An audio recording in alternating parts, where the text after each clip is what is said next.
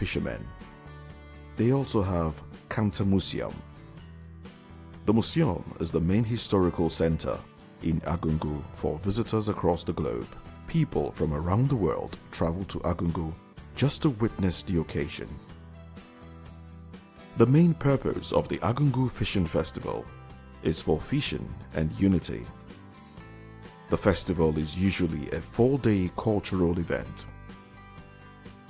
The festival began in the year 1934 as a mark of the end of the century-old hostility between the Sokoto Caliphate and the Kebbi Kingdom. This festival has brought huge progress to the development of the state as a whole. It is usually called a fishing frenzy festival. The festival is celebrated to mark the beginning of the fishing season in Agungu, a riverside town in Kebbi State. It's celebrated between February and March every year. In 2005, the winning fish weighed 75 kilograms and needed 4 men to hoist it onto the scales. In 2006, the festival banned fishing due to safety concerns relating to the low water levels. The importance of the festival to the economy has led the government to conserve fish stock by prohibiting the use of gill nets and cast nets. The Zairo Polder project, an irrigation scheme in the Rima River floodplain to the south of Agungu, has been criticized because the reservoir threatens to flood the traditional site of the festival. Activities include craft showcases, canoe races, agricultural showcase, cultural activities, wrestling matches, musical performances, a grand fishing contest and swimming contest. On the final day of the festival, the competition is held in which thousands of men line up along the river, and at the sound of a gunshot, all of them jump into the river and have an hour to catch the largest fish. The winner can take home as much as $7,500. Competitors are only allowed to use traditional fishing tools, and many prefer to catch fish entirely by hand. A practice also popular elsewhere and known as noodling, and this is to demonstrate their prowess.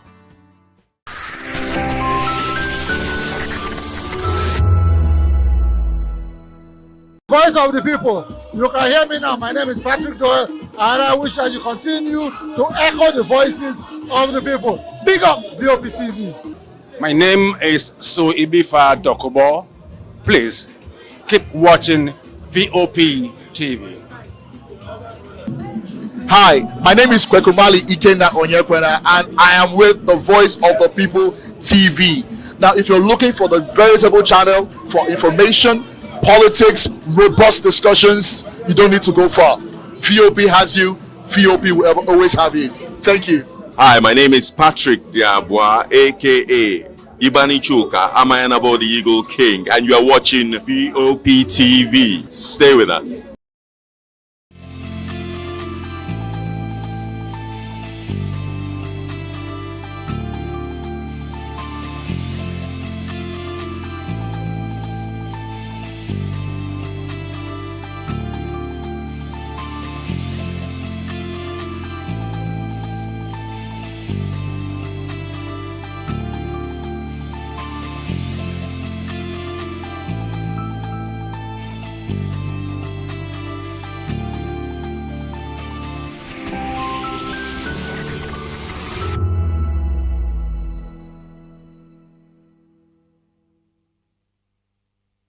This is African News on Voice of the People Television, where we don't just bring you the news, we bring you Africa's heartbeats, the policies that shapes our world, and the economy that determines our future.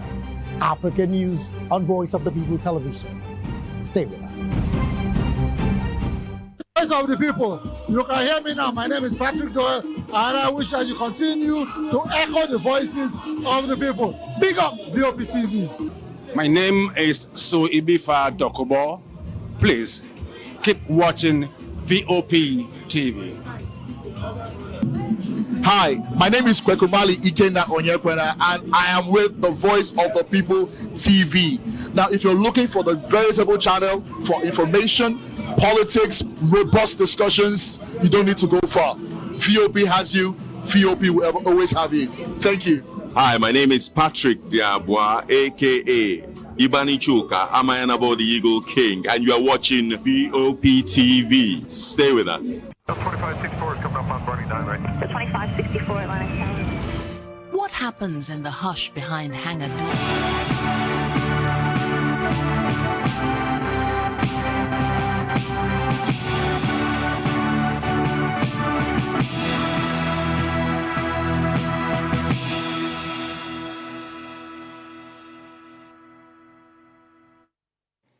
Well, hello and welcome to News Hour on Voice of the People TV. I am Vivian Oguche. And I am Nena Ndamdioto. Before we begin the news, kindly visit our website www.vop.ng for fresh and trending news. Here are the headlines.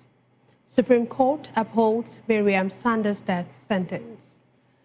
Also, Supreme Court confirms Ekiti monarch after 16-year dispute. Peter Obi criticizes federal government's planned 17.89 trillion naira borrowing. PDP accuses federal government of politicizing projects. Tinubu meets Kaduna, Benue, and Cross River governors. The federal government temporarily opens Lagos-Calabar highway section. On the foreign scene, ECOWAS endorses Ghana's Mahama for AU chairmanship. Well, in business news, rice, beans, gari, and tomato prices fall nationwide in October. In sports, Mikel charges Eagles to win AFCON title. In the world of entertainment, Whiskey taps Ashake for wedding performance.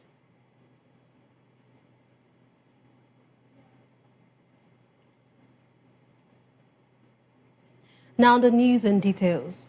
The Supreme Court has reaffirmed the death sentence of Maryam Sanda'S, daughter-in-law of a former PDP chairman, for killing her husband, Biyamin Bello. Sanda'S was convicted in January 2020 by an Abuja High Court for stabbing Bello to death at the Abuja home in 2017. She had already spent nearly 7 years in Suleja prison when President Bola Tinubu, using his executive powers, reduced her sentence to 12 years. But a 5-member Supreme Court panel, in a 4-1 split decision, reinstated the original death by hanging ruling. The justices dismissed Sanda'S' appeal, saying the prosecution proved its case beyond reasonable doubt and that the earlier decisions of the trial court and the Court of Appeal were sound. The court also held that President Tinubu acted outside his powers by granting a pardon while her appeal was still pending. Moving on, the Federal High Court in Abuja has set February 26, 2026 for judgment in the NDLEA's case against suspended DCP Abba Kyari. Kyari, the former head of the Police Intelligence Response Team, is being prosecuted alongside his 2 younger brothers for alleged non-disclosure of assets. Justice James Omotosho fixed the date after NDLEA counsel Sunday Joseph, Kyari's lawyer Onyechi Piazu, and the brothers' counsel Monjok Angom adopted their written addresses and argued the case. This next report says the Supreme Court has brought an end to the 16-year legal battle over the Alara stool of Aramoko Ekiti, dismissing an appeal by Prince Shegun Aderemi and affirming the enthronement of the late Oba Adegoke Olu Adeyemi. In a judgment delivered by Justice Idris Mohammed on behalf of the 5-member panel, the court held that the appeal lacked merit and failed to show an exceptional reason to upturn the earlier decisions of the High Court and Court of Appeal. The justices noted that Aderemi presented no compelling argument to dislodge the sound and unimpeachable rulings of the lower court. Both the late monarch and Aderemi hail from the Arakale ruling house.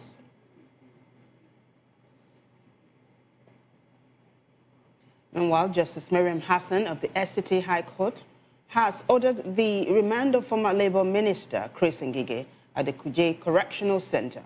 Ngige was arraigned on corruption charges and will remain in custody until Monday, when his bail application will be heard. He is accused of giving his associates undue advantage in contract awards between 2015 and 2023, and of accepting gifts worth several millions of naira through his organizations while in office. Ngige pleaded not guilty to all 8 counts filed by the EFCC.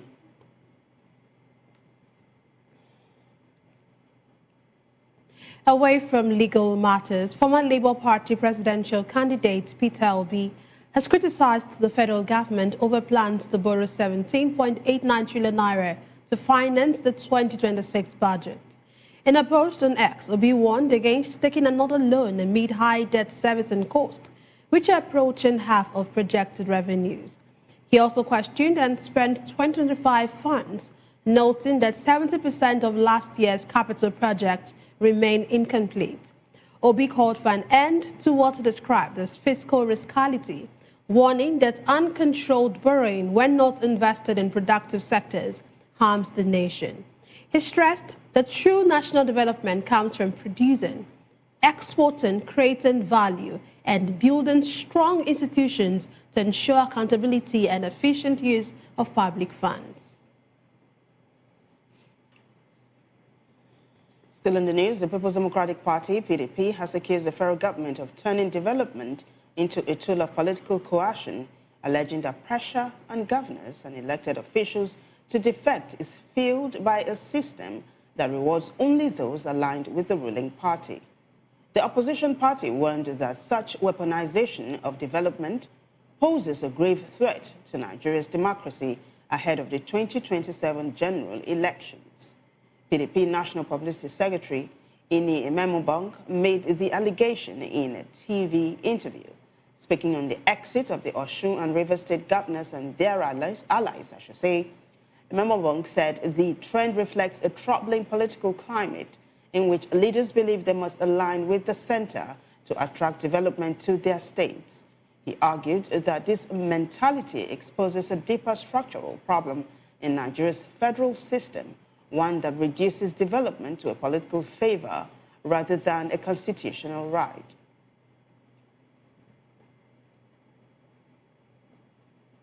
Moving on, President Bola Tinubu held separate closed-door consultations with the governors of Kaduna, Benue, and Cross River State at the State House in Abuja. The governors, Uba Sani of Kaduna, Hyacinth Aliaf of Benue, and Basi Otu of Cross River arrived at different times for their meetings with the president. The presidency has not disclosed details of the discussions. Away from closed-door meetings, the newly appointed commander of the Nigerian Army's 4th Brigade, Brigadier General Ahmed Balogun, has visited Edo State Governor Monday Apollo. The meeting focused on the recent change of command and ways to strengthen security in the state. Our correspondent Rhoda Johnny has more.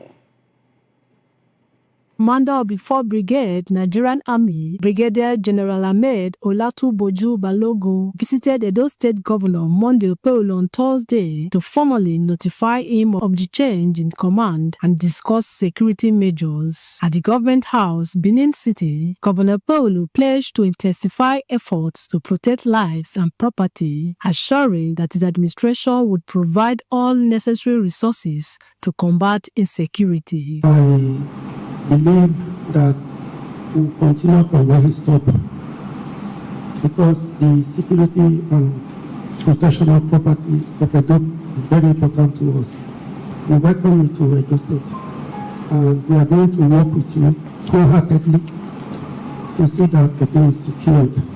We talk about school, we talk about hospital, we talk about road. There are things that we are already doing.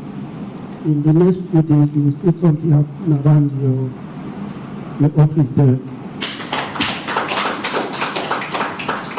Actually, at the Taiwan Barracks, we're taking that road to Belegele Seaport. We're going to Tamis, about 36 kilometers, and pass it through that area. The area of drones, yeah, we have actually got a very good job with that. We do a lot of things for us. So once we receive that, then we will also call you to look at it, to hand it over to operational use.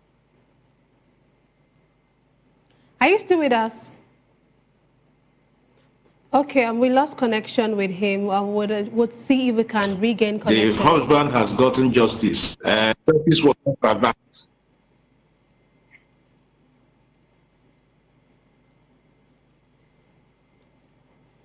Okay. We'll take a break, and when we return, we'll see if we can regain connection with him. Just stay with us.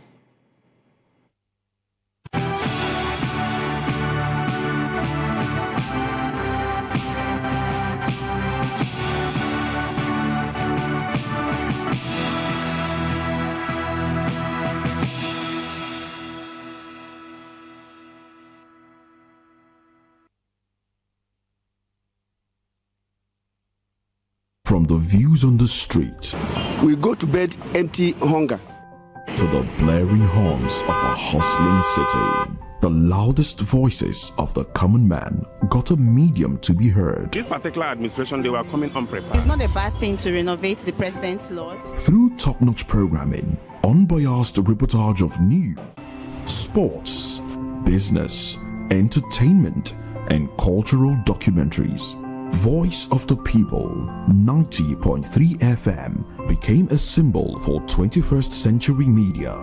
And now, a new baby is born. Voice of the People Television, VOP TV, youthful, full of vigor and penchant for excellence in the continent's media space, exposing the wrongs, applauding the rights, dissecting the news without fear or favor, through factual and accurate stories and contents. Corruption kills three things that makes a society.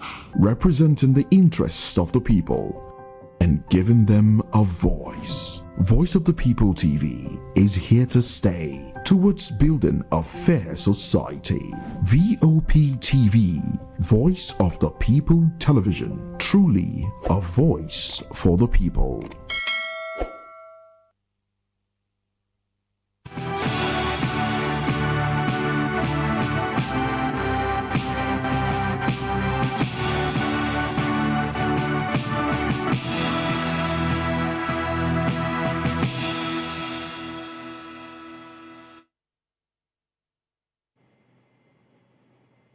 Glad to have you back. You're still watching News Hour on Voice of the People Television, and we're talking with Mazi Amobi Heboro. He is a public affairs analyst. Thank you very much for joining us, Amobi. Thank you. Okay, so you can just continue from where you stopped and land on your thoughts. Yes, I was saying that justice has prevailed. I think the government was a little bit in a hurry to grant her amnesty. Now justice has prevailed. That is a lesson for the government to learn, that I know the Attorney General is a senior lawyer. He should have known better. That a case that was determined by a high court and is on an appeal and all that, and then you single the person out for prerogative of mercy. That is not correct. That is not fine. The Supreme Court has nailed it now with that bashing on the government. So I do not have any problem with that. Justice, the young man that the lady killed has gotten justice per se. And the Supreme Court is the final court of the law, of the land, and their decision is final. So no hassles at all with that. All right, Amobi, you said no hassles, but I want for us to push that a little bit further, right? The father-in-law of Maryam Sanda'S had said that he had no problems with her being pardoned because, by marriage, it's already, his daughter and all of that. And if you recall, the president, when he was granting clemency to Maryam Sanda'S, had turned her her death sentence to 12 years imprisonment. Now, following what has happened with the Supreme Court upholding the death sentence, do you think there might be another presidential pardon for Maryam? It has been overtaken by events. Go back and begin to think. People will raise questions. Why this particular issue? So I think the sleeping dog should be allowed to lie. Nothing is so special about this case. Okay, let's move on to the next story we have. The Federal High Court in Abuja has set February 26, 2026 for judgment in the NDLEA's case against suspended DCP Abba Kyari. Of course, Abba Kyari, as you know, is the former head of the Police Intelligence Response Team and is being prosecuted alongside his two younger brothers for alleged non-disclosure of assets. What do you make of this development? Abba Kyari was lionized during his heydays. A lot of mystery was, around Abba Kyari, as a crime buster until, the wind blew and then we were able to see the very inner parts of the chicken, as it were. So, Abba Kyari, without prejudice to what the court will say, had, what do I now say? Had, was having a larger than life, image, within the Nigerian police and the entire country as a whole. But with events that, took place, we're able to know that Abba Kyari is one Nigerian. He's just an ordinary person also. So without minding what position he has held in the past and all that, the principal thing that is germane to us now is that the law is taking its course. If you are found wanting, vis-a-vis the laws of this country, there are consequences for actions. And that is what we are seeing. There are consequences for bad behavior. And we need to stretch this further to ensure that no matter your position, no matter your stature, in this country, once you are found guilty of any infraction, you pay the price for such infractions. I let the law take its course, and we will see the judgment when it comes. And we'll now begin to look at whether it is justified or not. All right, Amobi. So in this case, this particular case has been dragging for a while now, and that's like a culture in Nigeria. I mean, we saw Nnamdi Kanu's case that dragged for like a decade, 10 years. What can the judiciary do to ensure that these cases do not drag this long? Yeah, part of efforts to, quicken justice within the judiciary was the creating of industrial courts, because so that the courts will not be clogged with matters. Industrial court is a special court that deals with employer-employee relationship. With that, the court has been, taken off. A lot of burden has been taken off from the court itself. So I would also want some specialized courts, that can handle issues, so that the regular courts will not be overburdened. And more importantly also, in other clients, they were talking about digitalization of the judicial process. If you work, you cannot but, agree that judges go through a lot, because at a point they will pause for 30 minutes and be taking notes in longhand. You understand what I'm saying? And they will, after taking the notes, they will read it to the hearing of every person. So the process is a little bit, too heavy, too cumbersome. Little wonder why in a typical court, if you go to a typical court, you will always be seeing adjournment. I want to, argue my motion for bail. I want to argue my motion, application for joinder, application for this. But the main trial A typical court cannot try 2 or 3 cases in a day. In a day. Once, I think what the judges do is that they will bring 1 or 2 or 3 cases for trial in a particular day. So what I'm trying to say is that there's a lot that government can do to improve the process in the courts, so that at any point in time, justice will not be delayed. Because justice delayed, justice denied. Okay, talking about... Okay. Can land on your thoughts, please? More than, it's a situation where a case will last more than 5 years. Of course, check out the trauma the person will be going through, check out the financial implication the person will be going through, and all that. So I think something serious should be done. I think a judicial review will also suffice in this case. Okay, still on legal matters, we know that the FCT, or the FCT High Court, has ordered the remand of former Labour Minister Chris Ngige at the Kuje Correctional Center. Of course, he was remanded by the EFCC, or he was taken into custody by the EFCC for corruption charges, and it's been said that he will remain in custody until Monday. Would you say that this case of Ngige, would you say it's an impartial one by the EFCC, or is it a politically motivated case?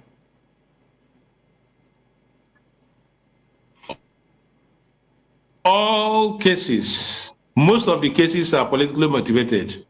But in this case, I overheard the legal representation of Ngige saying that Ngige had some medical issues and they wouldn't want them to keep Ngige in EFCC custody, because in EFCC custody, they do not have medical facilities, that he will prefer elsewhere where medical facilities will be available. And Kuje prisons happens to have medical facilities and all that. But beyond that, one would have thought that Ngige, former governor, probably a former senator, and a former minister, should have, continued with the administrative bail given to him by EFCC. But the judge, thought otherwise, that it's not going to be like that. So I do not want to, impugn on the integrity of the judge for denying him administrative bail. Be that as it may, on Monday, the bail application will be argued in court. And I verily believe that he will be granted bail so that the case can run its course. All right, Amobi, let's talk about this a little bit, right? Ngige was picked up by the EFCC because they are asking him questions over improper award of contracts to his associates, and the amount is over 2 billion naira, right? So a cross-section of Nigerians are asking, what of people like the former governor of Kogi State, Yahaya Bello, who is facing an 80 billion naira fraud case? What is happening to former APC chairman, former Kano State governor, Ganduje, who at some point was called the Dollar Man? Why are those people working free? Why the likes of Chris Ngige has been remanded? Yeah, Chris Ngige will be granted bail by Monday. He will be granted bail by Monday so that he can face his trial. I don't want to, emphasize the political angle so much, because if you do now, the government in power will tell you no. After all, some of their members are also, facing EFCC and all that.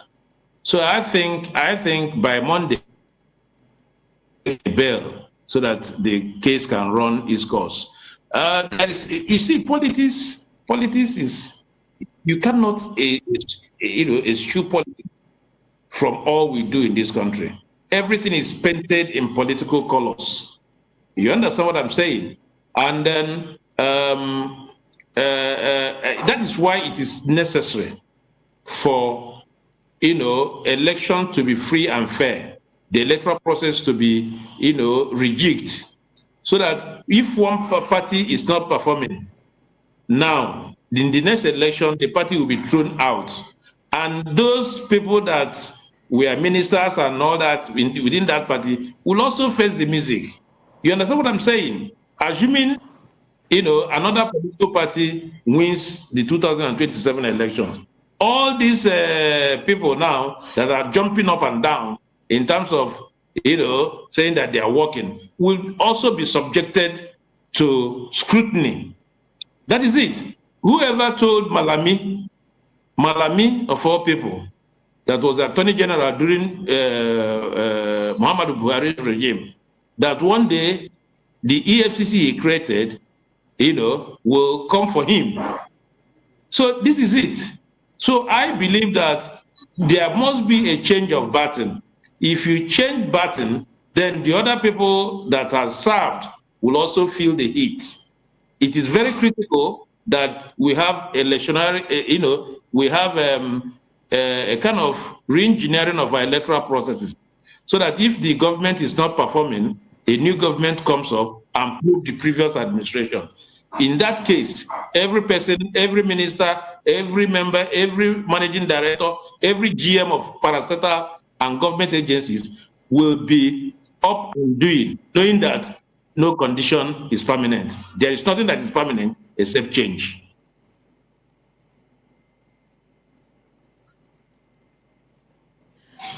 Okay, thank you, Amobi, for those for your submissions there. But of course, I'm sure that you wanted to say he oversaw the EFCC, not that he created EFCC. I didn't say he created it. Yeah, he oversaw the, and he was the most powerful minister during Muhammadu Buhari's regime. That's what I mean. Okay, he was the most powerful minister. Okay, thank you for that clarification. Let's move on. Former Labour Party presidential candidate Peter Obi has, of course, criticized the federal government over plans to borrow 17.89 trillion naira to finance the 2026 budget. And Obi is saying that taking another loan amid high debt service and cost would, it's not the way to go. He's questioning actually the unspent money. He's saying 2025 funds, we don't even know how you've spent it, and now you want to borrow another money. What do you make of all of this? As at now, the debt profile of this country is about $97 billion. Who pays this debt? I don't even know the budget the country is running now. Some people say it is 2024 budget. Some people say it is 2025, and we are talking about 2026 presently. So which of the budget are we running? I think the present administration will put this country into a debt trap that we will not be able to extricate ourselves from. It will be unfortunate. How can we, a government that came and said fuel subsidy is gone, and then drew a parallel between the exchange market and told us that a lot more money will be raked into the government coffers and all that. Where are all those monies? Why are we borrowing? Who is going to pay these monies? Recall, Olusegun Obasanjo nilled up our debts, during his own time, when Ngozi Okonjo-Iweala was the finance minister. Yaradua Goodluck, we had about 12 billion. By the time Buhari left, it was about $44 billion.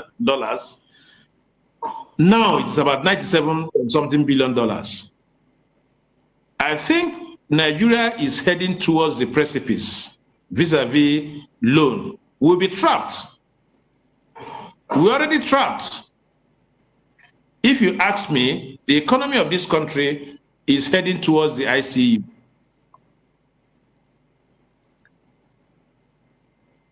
Are you with us, Amobi? The borrowing is becoming discomforting. My worry is, how are we going to bear these loans? What are we going to do? And we have refused, vehemently refused, to move from consumption to production. With the level of insecurity, how do we navigate through the murky waters? And the government is not showing a lot of sincerity towards solving the insecurity problem so that the GDP of the country can improve. with the spread of insecurity, farmers are not going to work. A lot more people are in internally displaced camps and all that. How do you grow an economy like that? 4 months ago, Ngozi Okonjo-Iweala told us that the economy has stabilized, that what we are looking for now is growth. 4 months on, we have not been able to see this growth. Rather, what we are seeing is 1 step forward, 2 steps backwards. What political sociologists will call disjointed incrementalism. Amobe, it's interesting to note that not too long ago that the presidency, the federal government, had come out to say that it had exceeded its target for its revenue generation for this year, and that there was no need. Yeah, there was no need to borrow from local loans anymore. Do you think, there is something more than meets the eye in that area? You see, there is a lot of trust deficits within this administration. A lot more things are not disclosed to Nigerians. You put your card on the table. That is the only way you can elicit support from Nigerians. How can you tell us in August that you have exceeded your target in terms of revenue generation, and yet you are borrowing? For every little thing you go borrowing. It is not right. The generation yet to come will pay these loans. And before you say Jack Robinson, your oil production will be threatened, because they can now tell you to swap, oil with the money you borrowed. And oil being our mainstay of economy, once it is trapped into that, enclave, it becomes difficult for Nigeria. Of course, we are talking about insecurity. We have advised Mr. President to put more boots on the ground. About 94,000 soldiers, police, and paramilitary are going to be employed. Where do you get the money to pay their salaries? So a lot more things, a lot more spending will come in 2026. And that is why some of us are becoming jittery in terms of the way forward in 2026. We are becoming jittery. And more importantly, this government is not telling us all that we need to know. Transparency and accountability, if you put your cards on the table, one can know where to support. So the borrowing, my dear, is becoming too worrisome. We need to do something about this.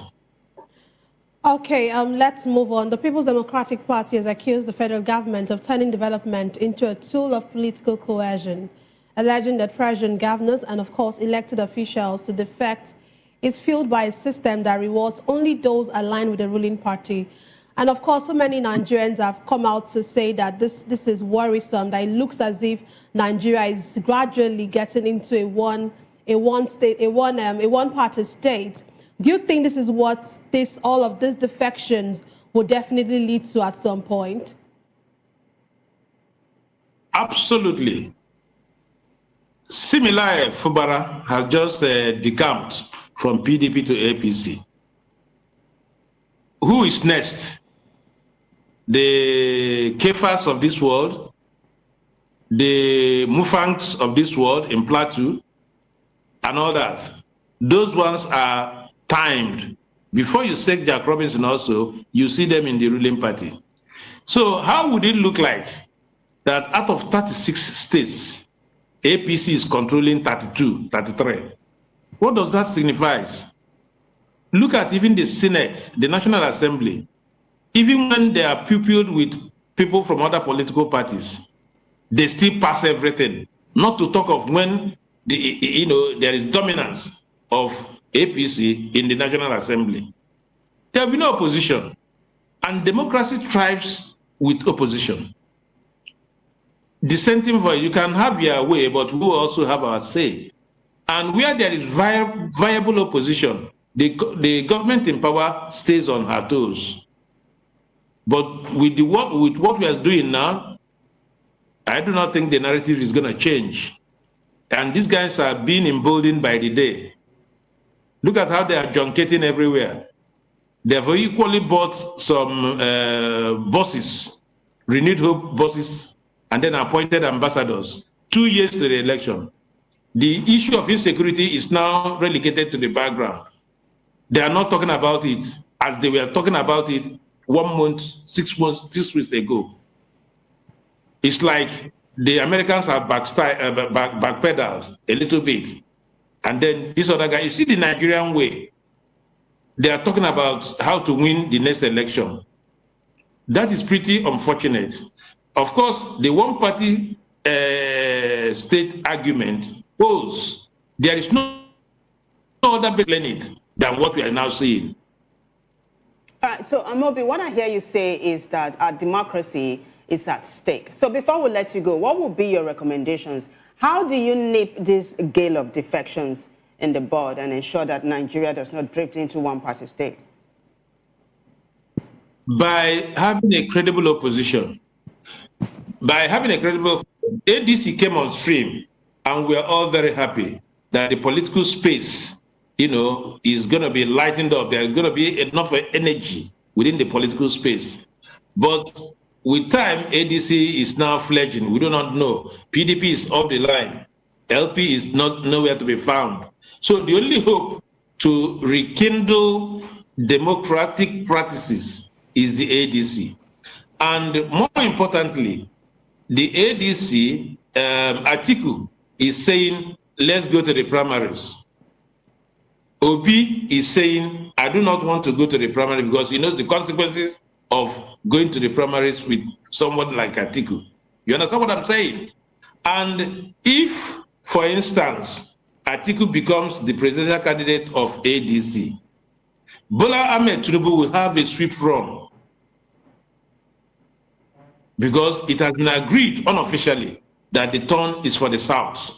So why can't we allow the South to run their race, after which in 2023, the thing returns to the North? That is the plausible argument to make.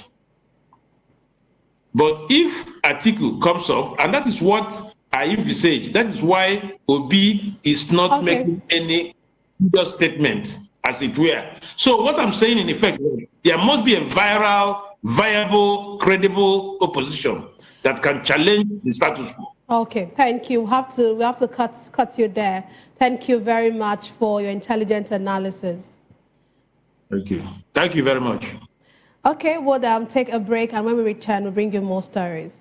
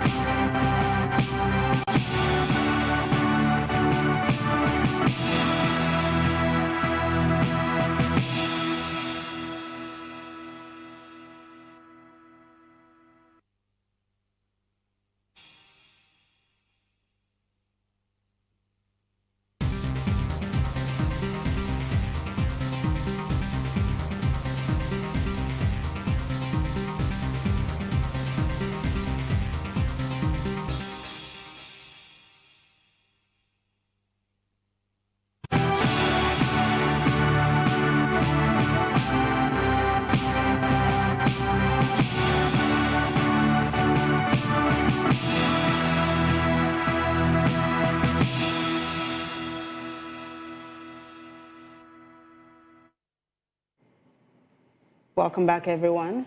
Now, Lagos State Governor Babajide Sanwo-Olu has inaugurated the rehabilitated Akilo Water Facility in Ogba, which will supply 1 million gallons of potable water daily to residents. Speaking at the event, the governor said the project highlights his administration's commitment to expanding access to safe water and improving public health. Sanwo-Olu called the facility a beacon of hope, made possible through a partnership between Water Aid Nigeria and the Lagos State Water Corporation under the Urban Water and Sanitation Access Project. The Commissioner for the Environment and Water Resources, Tokunbo Wahab, commended Water Aid Nigeria for its intervention, adding that the rehabilitated facility would provide potable water to more than 100 households in the Akilo access through domestic connections and digitally operated kiosks. On her part, Water Aid Nigeria Country Director Evelyn Mayer said the initiative would boost access to wash services across Lagos and will be replicated in other communities.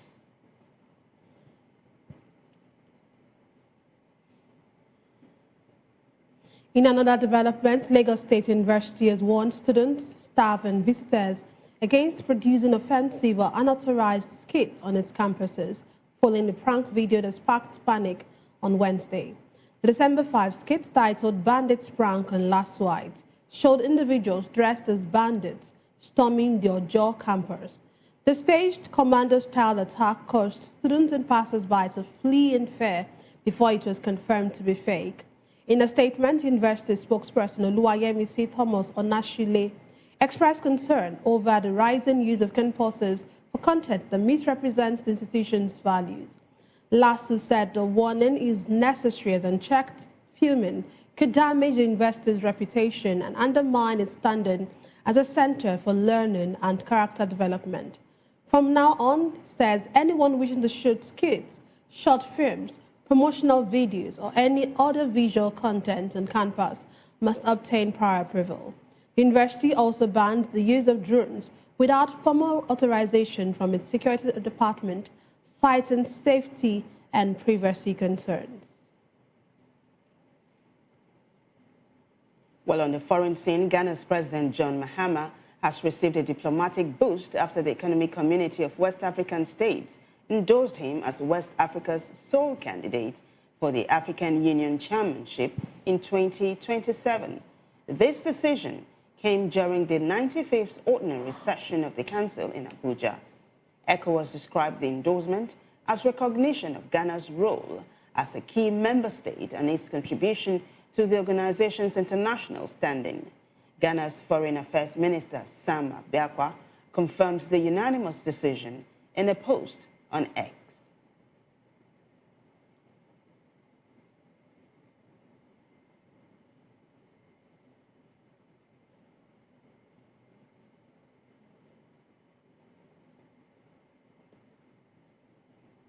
We now move on to business. The latest National Bureau of Statistics report shows staple food prices across Nigeria fell in October 2025.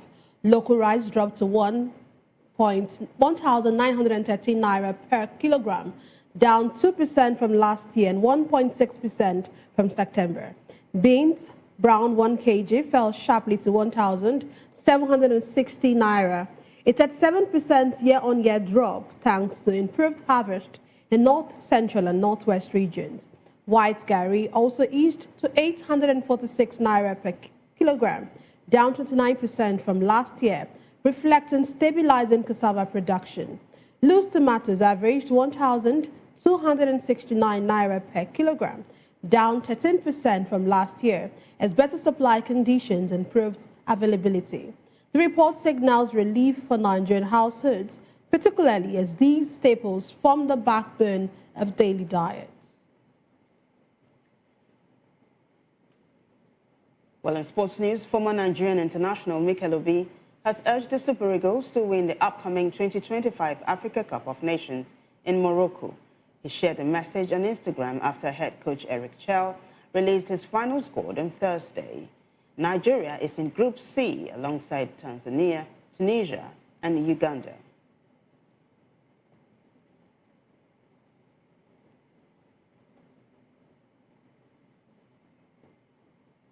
We now move on to entertainment. Grammy-winning Nigerian singer Wizkid has revealed he wants Afrobeat star Asake to perform at his wedding.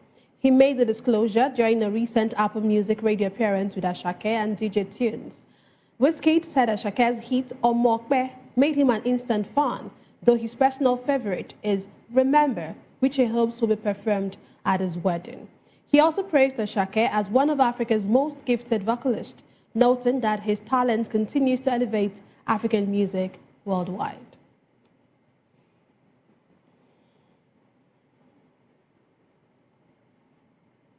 Well, that wraps it up for us in News Hour, but before we go, a quick look at the headlines. We told you that the Supreme Court has upheld Maryam Sanda'S' death sentence.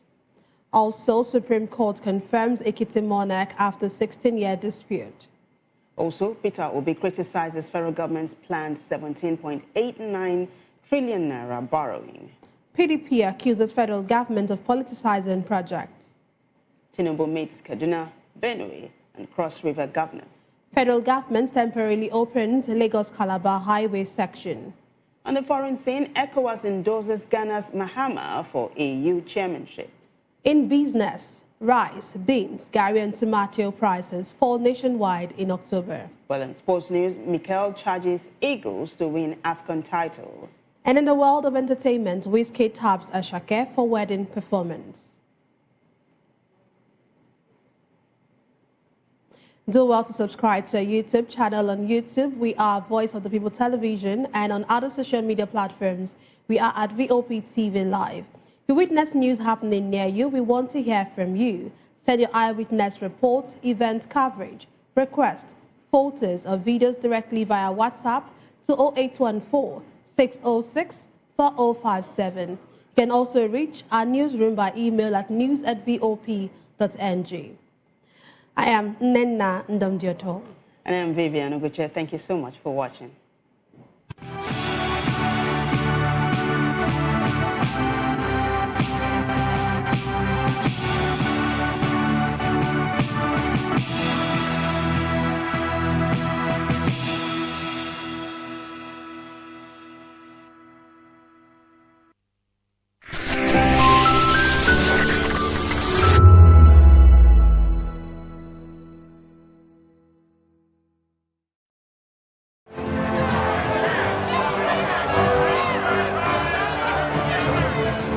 Do you want your voice to be heard? Do you know that you matter in the scheme of things? The People's Voice, the show where ordinary citizens take center stage as we discuss the biggest stories that affect you and I. With you in mind, we facilitate lively discussions, debates, and interviews on the topics that matter most to you and I. From social justice to economic empowerment, education to healthcare, governance, and more. Tackling tough topics and amplifying your voice. Join the conversation and make your voice count. The People's Voice. Make your voice count.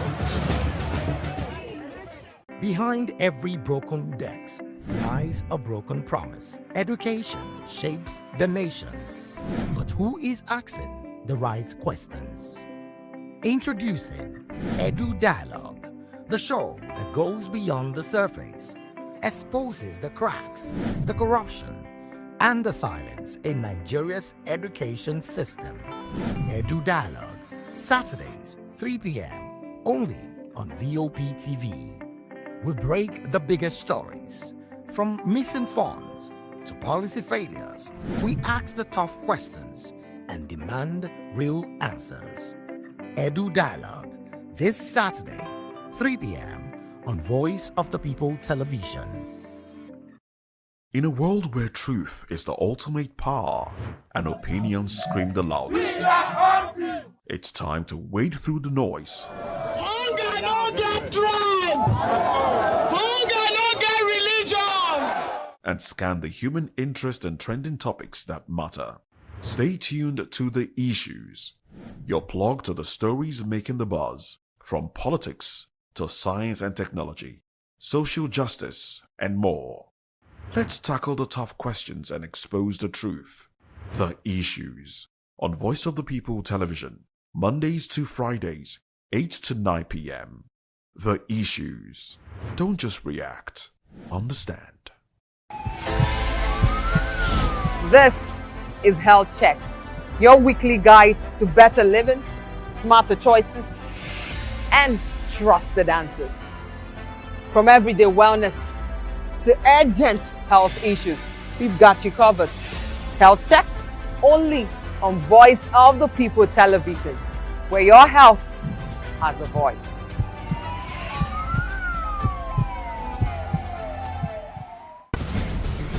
Join us as we drive into the world of politics through insightful interviews with prominent political figures, both serving and former governors, ministers, senators, legislators, party chieftains, activists, and analysts. Get first-hand information into the decision-making processes that affect our daily lives. Highly engaging one-hour program that brings political discourse into focus. I am Chukwuma Okoro. Political Lens, Monday through Friday, 6 to 7 p.m. Join us.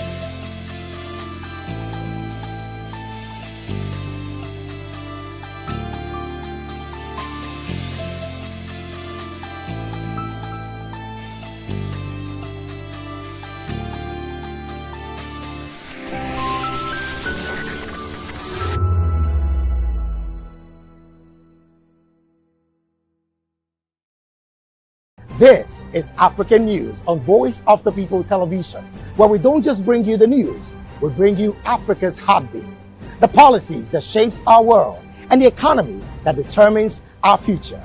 African News on Voice of the People Television. Stay with us. Are you ready for the extraordinary? Something big is happening on your screen. Introducing VOP TV, now streaming on SLTV channel 264. From breaking news to captivating conversations, news analysis, giving you all sides to the story. We bring in-depth discussions on the issues that matter, from politics to sports, entertainment, and lifestyle. VOP TV on SLTV channel 264. Join us as we redefine what television means to you. Voice of the People Television, VOP TV. Now you have more than a voice.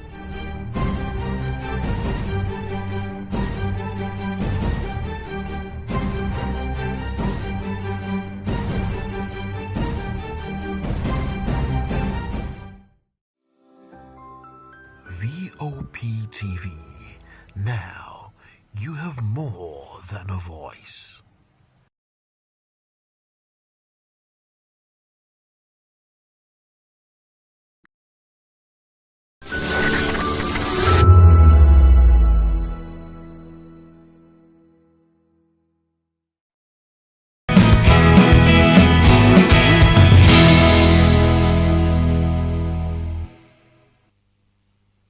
All right, welcome back and thanks for staying with us. If you are just joining us, this is VOP This Morning, Voice of the People Television, and the program is This Morning. Now, let's get into it. Nigeria's deepening security meltdown has taken a frightening new turn as international attention wanes, even while armed groups tighten their grip on vulnerable communities. Oh well. Fresh reports indicate that terrorists have issued a 200 million ransom ultimatum, threatening mass executions if their demands are not met, echoing the worsening violence in Benue State, where lawmakers warn the crisis is far worse than reported. While Amnesty International's latest findings reveal that over 10,217 Nigerians have been killed in 2 years, with Benue alone recording 6,896 deaths amid repeated massacres and mass displacement. In a desperate Save Our Soul video, Plateau State activist and Pastor Dachomo appealed directly to U.S. President Donald Trump, lamenting that America won't look as rural communities are overrun by heavily armed militia. Well, meanwhile, the UN confirmed that at least 218 people were killed in Benue in June alone, with nearly 4,800 displaced, underscoring a humanitarian disaster unfolding in real time. Religious tensions are also escalating nationwide. The Sultan of Sokoto warned that Christians must never be subjected to any form of Sharia imposition, calling for restraint as extremist violence spreads across regions. In court, a Catholic priest delivered chilling testimony on how terrorists bombed the Owo church, killing dozens, in one of the most brutal attacks in recent memory. At the same time, Islamic movement leader Sheikh Ibrahim el-Zakzaki declared that Shiites cannot be intimidated by guns, accusing both government and foreign actors of fueling the insecurity crisis by enabling bandits to acquire sophisticated weapons and armored vehicles. Well, let's bring in our guests, and we have a full house as usual. We have been joined by Barrister Eze Eluche. Barrister Eluche is attorney at law and public and political affairs analyst. Good morning to you, Barrister, and thanks for having you on our program. Thank you very much. We appreciate your presence. Thank you for the invite. And beside him, we have Mazi Amobi Ihebro. He's a political and public affairs analyst and a commentator. Good morning, Maz. Thanks for coming. Thank you very much. Good to have you, sir. And from our Benin station, we'll be joined by Ede Kemi Williams. He's a political scientist, political and public affairs analyst, member of the Advisory Council, Obedient Movement, South. Good morning to you, Ede Williams. Good morning. Good morning to you. All right, thanks for coming. We appreciate your presence. Barrister, let me start with you. We had a U.S. Congressman, Riley Moore, come to Nigeria. He visited flashpoints of insecurity. He was in Benue. And when he came out, he said, look, that Nigeria is on the right path, to solving the problem of insecurity. He flew back to the United States of America and went to the House Appropriation Committee and said Nigeria is in grave danger. That Nigeria has over 600, Benue State alone has over 600,000 people in 6,000. IDP. Okay. No. Yeah, go ahead. Yes, in IDP camps, and that it is frightening. Barrister, between those statements, where do you position Nigeria's fight, against insecurity?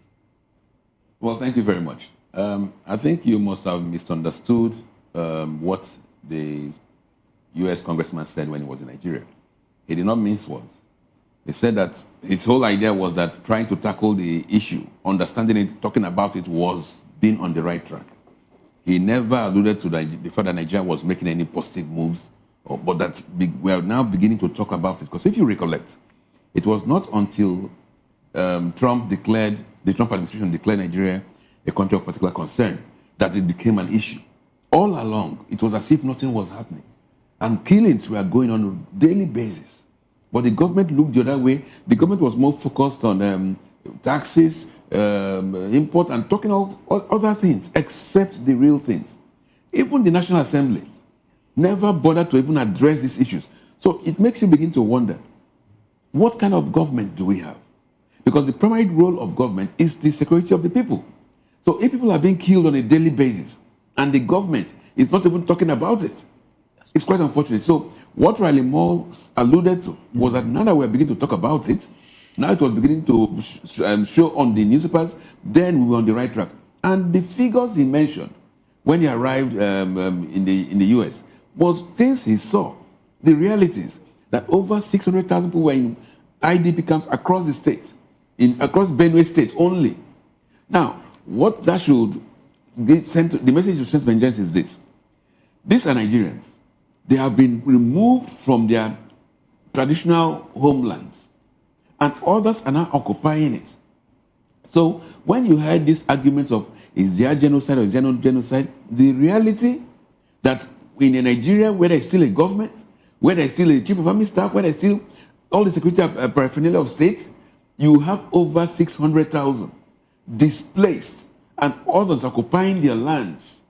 That tells you that there is a deliberate attempt to extinguish those people. Exactly my point, Barrister. I think I clearly understood Riley Moore, but maybe you understood the question I asked. Okay. Within that context of Nigeria is on the right path, yes, and we still have people living in IDP camps in their homelands. Yes. And the federal government, rather than making efforts to take these people back home, the federal government is defending Christian genocide and admitting that, look, it is not only Christians that are killed, that every other person, including Muslims, are killed. Within that context, what is the right path? That was actually my question. Now, within that context, what it just tells you that there's a total lack of connection between the rulership, and I call them rulership, and the people. Nigerians should not mistake these characters as leaders. the difference is very stark. Let me give you an example. When armed robbers storm into a house and take over control of that house, for that period when they're in control, they are in rulership. They're the rulers. You must obey them because they're in control. That does not mean that they are the heads of the family or of that household. So in Nigeria currently, we have a gang that has taken over the reins of government, that are in control of our finances, of everything, but they lack connection with us. That is why members of the National Assembly can go about gallivanting, talking about all sorts, except what concerns Nigeria. They can be joking, even when they squabble, when they fight, it's not over issues of concern to Nigeria. Like the one that happened yesterday between the Alin Dume and the Oshiomole. It was a national disgrace. They were talking about those issues who have that become, don't concern yes, Nigerians. when people are being killed. All right, thank you, Barrister. Mazi, let's bring you into this conversation. Mazi, I would like for you to interrogate the Nigerian state's sincerity in tackling the issue of insecurity, as we have seen in the past few weeks, especially since Trump said, look, Nigeria, country of particular concern, and we have to do what we need to do to protect the Christian communities and protect Nigerians. In all of this, we have seen this back and forth. Do you think that the government is making desperate, sincere efforts, in tackling these issues? Thank you very much. Pre-Trump's declaration of CPC, it was like nothing was happening. With Trump's, declaration, a lot of energy was unleashed on the issue of insecurity. But if you ask me presently, I would say that that energy has won. It's no longer there. And that is the bane of this country. That was why many people, sarcastically was calling for Trump to immediately come in. Because the Nigerian way of handling issues, they will, bring it down. They will tame it down. The temperature is coming down. And that is why the government is a little bit, relaxing on all that. The issue of recruiting, more boots on the ground, the issue of, declaring state of insecurity and all that, everything has come down. So if you ask me, there's a lot of insincerity in the fight against insecurity. Do you think there is sincerity with Trump and America when he said he was going to come save Christians? That was the way he put it. Really, do you think there was insincerity? There was sincerity because right after conversations, the political banter, went on. All of a sudden, America seems to be singing a different song. Do you think he was sincere, or there was something else that he might have been looking to tap into? I do not subscribe to that opinion. But are you surprised that America itself is not, showing, or Trump, as it were, after saying, the Minister of War or whatever, is not showing that same vigor anymore? That is what I'm saying. At a point, the Nigerian government went to America to explain our position, in quote, our position, vis-a-vis what was happening in this country. And I think that move was kind of buying time. The Nigerian government needed time to begin to do one or two things. And America will always oblige them. You understand? Will oblige them, hear them out and all that. So what I'm saying in effect is that because the government has shown lackadaisical attitude towards fighting this insecurity, but they find, they find time, they find it plausible enough to go into another man's country to ensure that peace reigns in that place. So what I'm saying in effect is that Nigerian government is handling it the Nigerian way. But I think also that before you say Jack Robinson, a lot more of international intervention will come because we have demonstrated lack of capacity to handle this problem. Instead of the problem to come down, it is being exacerbated, which is very, very unfortunate. All right. Thank you so much, Mazi Heboro. Let's take the conversation to Edia Williams. How long will Nigerians wait for this intervention to come when we see that these non-state actors are issuing out fresh threats to Nigeria that if they are not being paid 200 million naira ransom, massacre will still happen. They will kill some people. That was what they just talked about.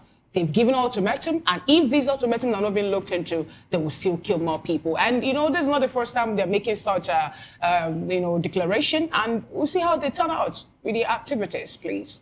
Well, let's make it clear that the position of VOP is not for foreign entities to interfere in Nigeria's personal issues. Let's make it clear. That's not the position of VOP TV. But go ahead, please. Moses. Anyway, I like that. But for this to happen, is sincerity. The Nigerian government, the Nigerian military, we all need to be very sincere. We need to approach this issue with all sincerity. If you know you can handle this issue and then rescue those who are in captivity, and then make sure that those who are in IDP camps return to their homes peacefully and return to their normal business, day-to-day business activities. And then you are not to expect foreign intervention. You cannot say that as a country, you have what it takes to make sure that your borders, your citizens are protected, and then it's not happening. Why you make mention of something that, why is it that the issue from the international intervention has come down so much that there's no travel to US to go and defend? They don't know that there are no Christian genocide. A lot of things, nothing is happening. It's just overblown, blown out of proportion. But it is what is happening in this country. But presenting it abroad that is not happening is the result why you're saying that, okay, there is no more intervention. But if it continues and the government are not doing anything about it, and there is another terror group who are in captivity of 200 people, innocent people, issue threats to the government, issuing threats to a state government, to a federal government, that if they will not bring in the 200 million, from 500 million reduced to 200 million, that they are going to attack again and strike. And then what do you expect? If you can't handle this situation, then foreign intervention can happen. You just wake up one morning and see that, okay, this is so place in this country, there's an airstrike and all that. And I think, to be frank and sincere, for the sake of people who are in danger, for the sake of Christians, for the sake of Muslims, whatever it is that's going to be presented that there is not only Christians that are persecuted or that are being killed. For the sake of those people and sake of peace, whatever it takes to reduce or to reduce us, even deliver us from terror activities, I don't care, I will subscribe to it. Because it is very appalling that people can't travel anymore, people cannot live in their house peacefully. There's another prison is crying out to say, okay, this thing is happening. Currently, day-to-day basis, people are being killed. And then the government, they are doing nothing about it. They even expect that there should not be foreign intervention. All right, now, let me still stay with you, Mr. Williams, dear. Nigeria have been battling the issue of insecurity, non-state actors that are moving to, some would say, unscrupulous element, and they've been talking tough and being vocal, and it's more like we're finding it difficult to track them. But Nigeria were able to lend reasonable help to Guinea-Bissau, to the point that their swift intervention helped foil a coup. And in Nigeria, we're still going back and forth, with the issue of insecurity. We know where they were in the first place, and the forest was what we were told and all of that, in Benin Republic, I beg your pardon, please. And, but now we're still finding it difficult to flush out the likes of Tarja Bello, and these people are multiplying, issuing out threat. The other time, it was one of them saying that they are going to come for the #1 man in Nigeria, and it's more like, help us walk around this place. What do you make of this? We cannot fight insecurity internally, but we are sending troops to Benin Republic. We're sending aircraft to them. We're trying our best to make sure that there will not be a coup d'etat there. First of all, issuing threats to the #1 man of a country, if it is genuine or just mercy, it is not even supposed. You are supposed to even attack that situation with all force, maximum force, because it is a dangerous. In fact, saying it alone is you are supposed to be behind bars, being persecuted, and then now you are sending troops to a country who in fact, you are not going to be paying or whatever it is, and your country here is being under attack, under people who think that they have the right to issue threats. And I don't do anything. It's sorry to say, I'll use a language here in those states now. Look how in Benin. They say, Adazoi, you are so presented well in outside, and then in your house, people are suffering, your family are suffering. what are you going to do? What are you painting abroad? What are you painting? Trying to go and render help to another country, and your country is under attack. See, all right, that's the question a lot of Nigerians are asking. It is not You know, and Nigerians are wondering why exactly wouldn't you use such, you know, such swift measures to curb insecurity in Nigeria? But let me bring this back to Mr. Ezeliche Esquire. Now, that action, would you call that responsibility to protect, or would you say, okay, maybe because the president of Benin reached out, and then the Senate given the approval for more boots on the ground?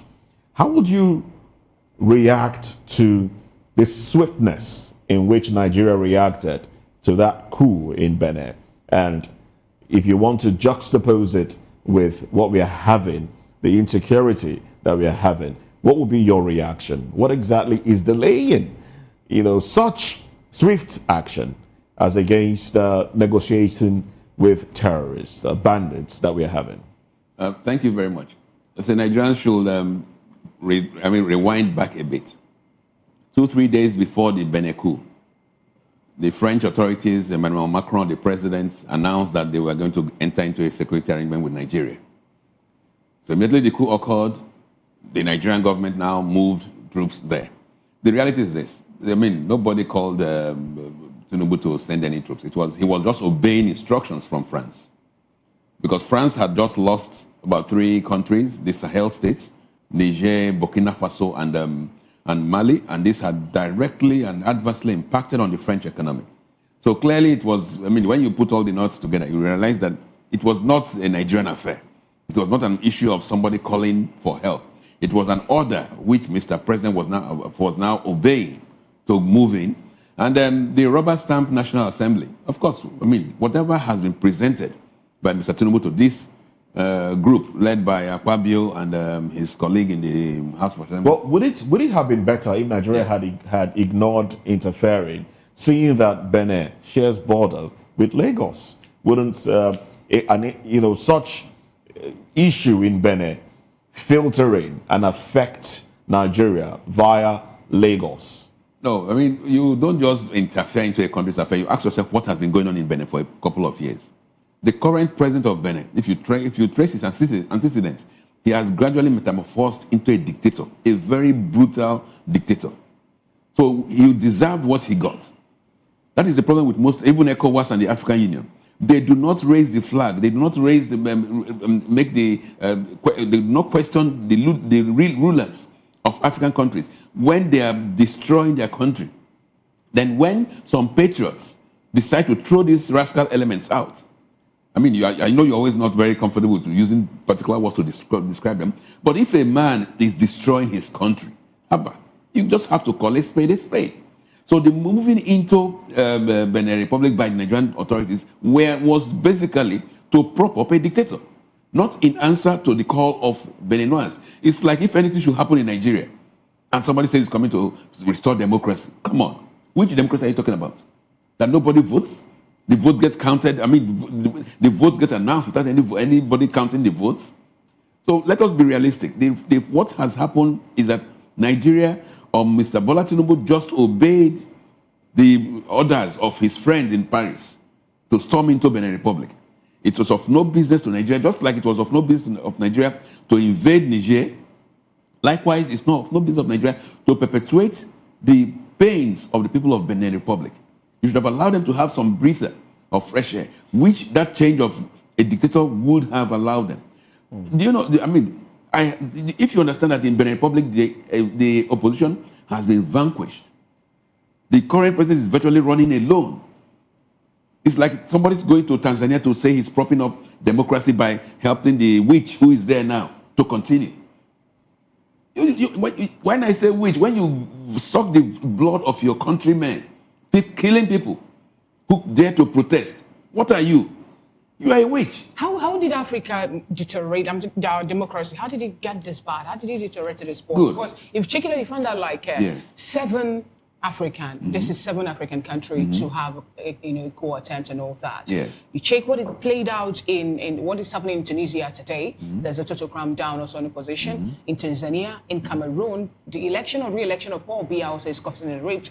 And now we have Benin Republic. And, it's keep on counting. Where did we get it all wrong? At what point did we degenerate to this point? No, we got it wrong when we fake democracy. Democracy requires the people to vote and an enlightened people voting. So there's simply no way you can have democracy where people are not enlightened and when people don't vote. Across Africa, like what happened in Cameroon, a comatose ruler who cannot even talk, who perhaps is still on drip, on life support machine, wins election by over 90%. And that is the trajectory across Africa. It's like in Nigeria, Mr. Bola Tinubu that should not even have, that's not even qualified to contest an election. Well, that's according to you. But he won votes. No. He won about over 8 million votes. No, I'm just saying according to our constitution. Okay. Yes. He's not even qualified and he's imposed as president. Why? How so? According to our constitution now. Yes. The constitution is not qualified. I mean, there are very clear provisions that if you've paid fines for things like drugs, you're not even qualified to be a contestant. I thought that was after a 10-year... No. Whether 10 years, they didn't even admit it. So the reality is this. We have what we call democracy across Africa has never been democracy. And unfortunately for Africa, we have the major bodies, the major international bodies in Africa, or regional bodies, the African Union for the continent and ECOWAS for the region, or SADC for South Africa.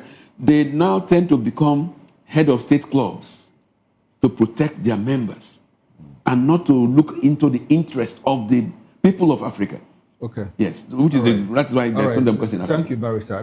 Let's go back to Maryam Obi, and let's come back to Nigeria and the issue of insecurity. Within that debate of sincerity and insincerity in tackling this problem, the president is talking tough. And we know that a lot of Nigerians know and believe that one of the major drivers of this insecurity is what they have described as header-farmer clash. Where people head cows into people's farms and homelands and destroy them, and before you know it, little altercation spins out of control. People are displaced because cows need farm fruit crops and all of that. Now the president is saying, look, enough of this cow herding, we have to do ranching. And he says, Vice President Kashim Shettima, you are in charge. Go work with the Ministry of Livestock to ensure that cows are moved out of Nigerian roads and kept in places where they will not constitute problems to people. And by that way, this conflict, between where people are killed in their numbers, apparently in search of homelands, to displace others, will come to an end. How do you situate that within the context of sincerity and insincerity on the part of government to ensure that we end all of this problem? Yeah, thank you very much. It was on this table that we talked about somebody saying that ranching is the way to go, that the federal government has approved that herders should not be taking their cattle around. I insisted that it did not come from the right source, that we needed to know who made that statement or not. Behold, the following day, the federal government, stepped it down, that no, it's a gradual thing and all that. So what are we talking about? The issues are very clear. And if you have declared state of, emergency in insecurity, these are the things you should do ASAP. You prohibit, cattle from roaming the streets and destroying people's destiny. People should go and do ranching. That is the way to go. Of course, science have equally informed us that if you do ranching, it is even better for the owners of the cow, even the cow itself and all that. So why must we not go towards it? So that is why we said there's a lot of insincerity. A lot of things within 60 days, this imbroglio started. We should have seen steps, milestones, but we are yet to see those milestones. Now, this directive, is it not one of the steps? Which directive? The president said, look, Shettima, go take care of what this. happens to the VIP, police, whatever? Are they implementing it? Yes, they will withdraw some people, some policemen. About where? Police has even constituted themselves into a task force to police the police. That is what is going on. You saw the son of the president, the first son of this country, parading a retinue of security personnel that met Wole Soyinka to say that Tinubu shouldn't have gone into- Okay, Mazi, I'd like for us to go back to the issue of ranching because Yes, ranking is the way to go, but they lack the political will to implement Do you it. think that the president is playing politics with it? Let him do what they talk. That is what we are saying. These things are not rocket science. If it is the one that requires legislative approval, you can go through the other route of making what do they call it?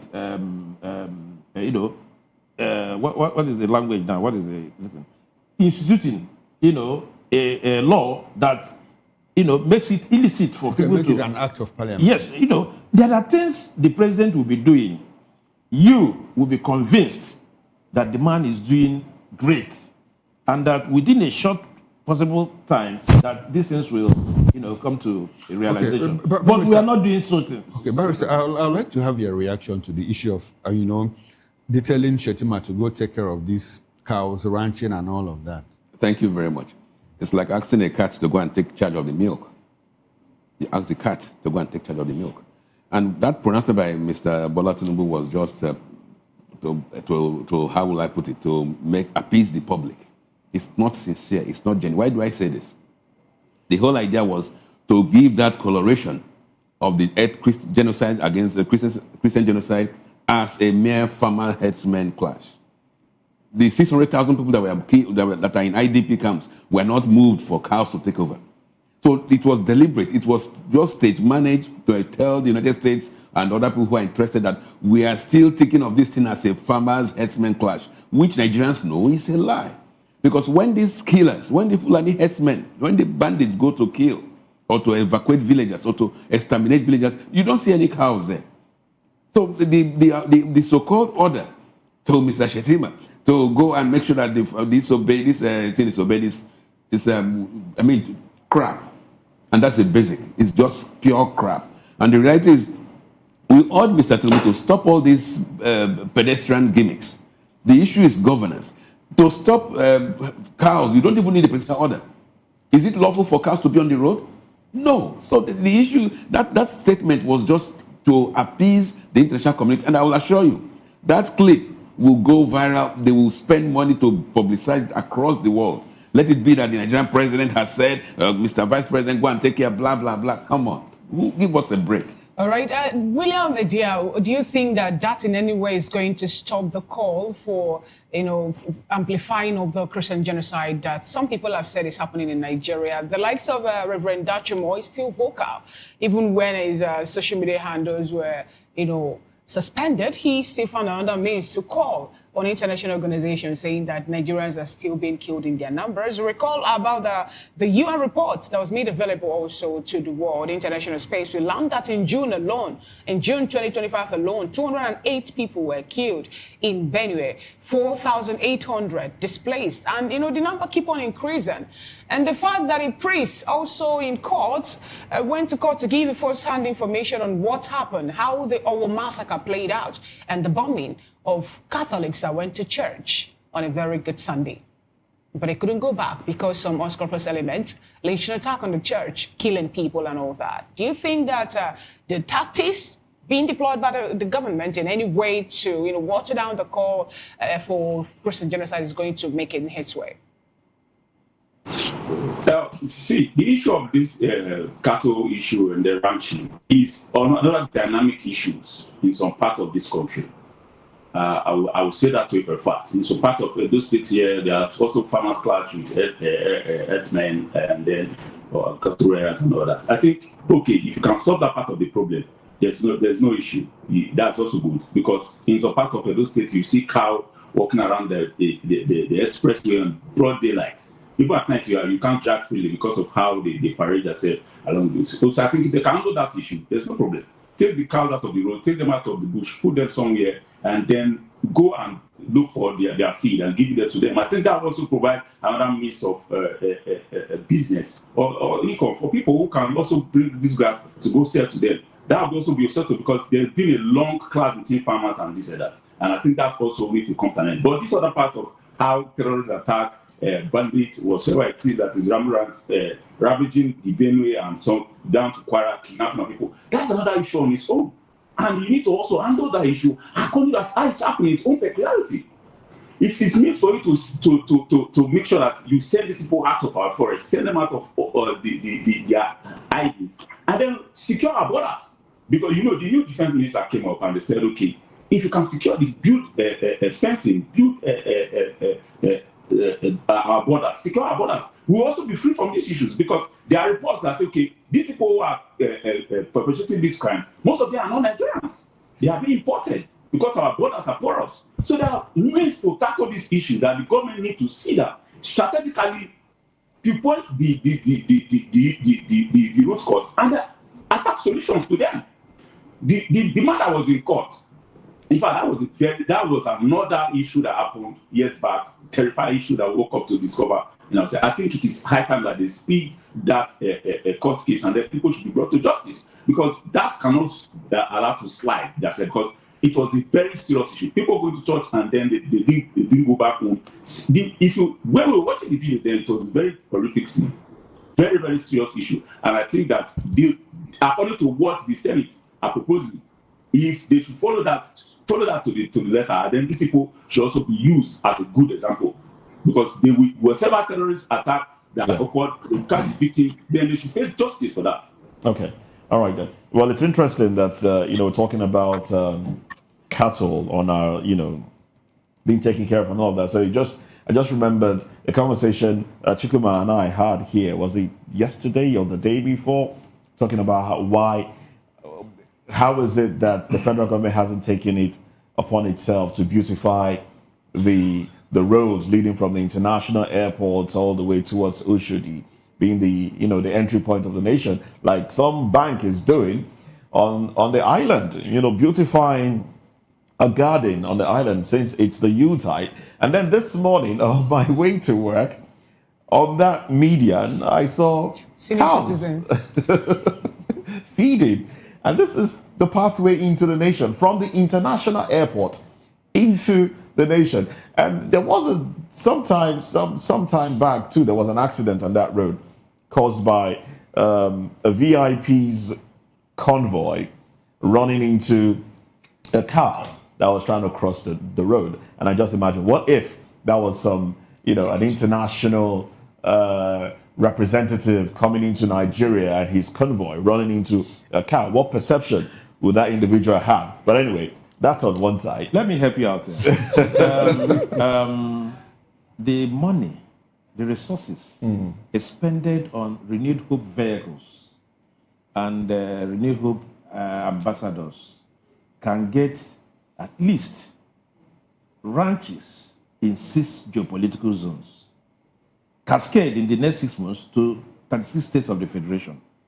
These are milestones. When somebody sees, you will not say, okay, the government is doing something reasonable.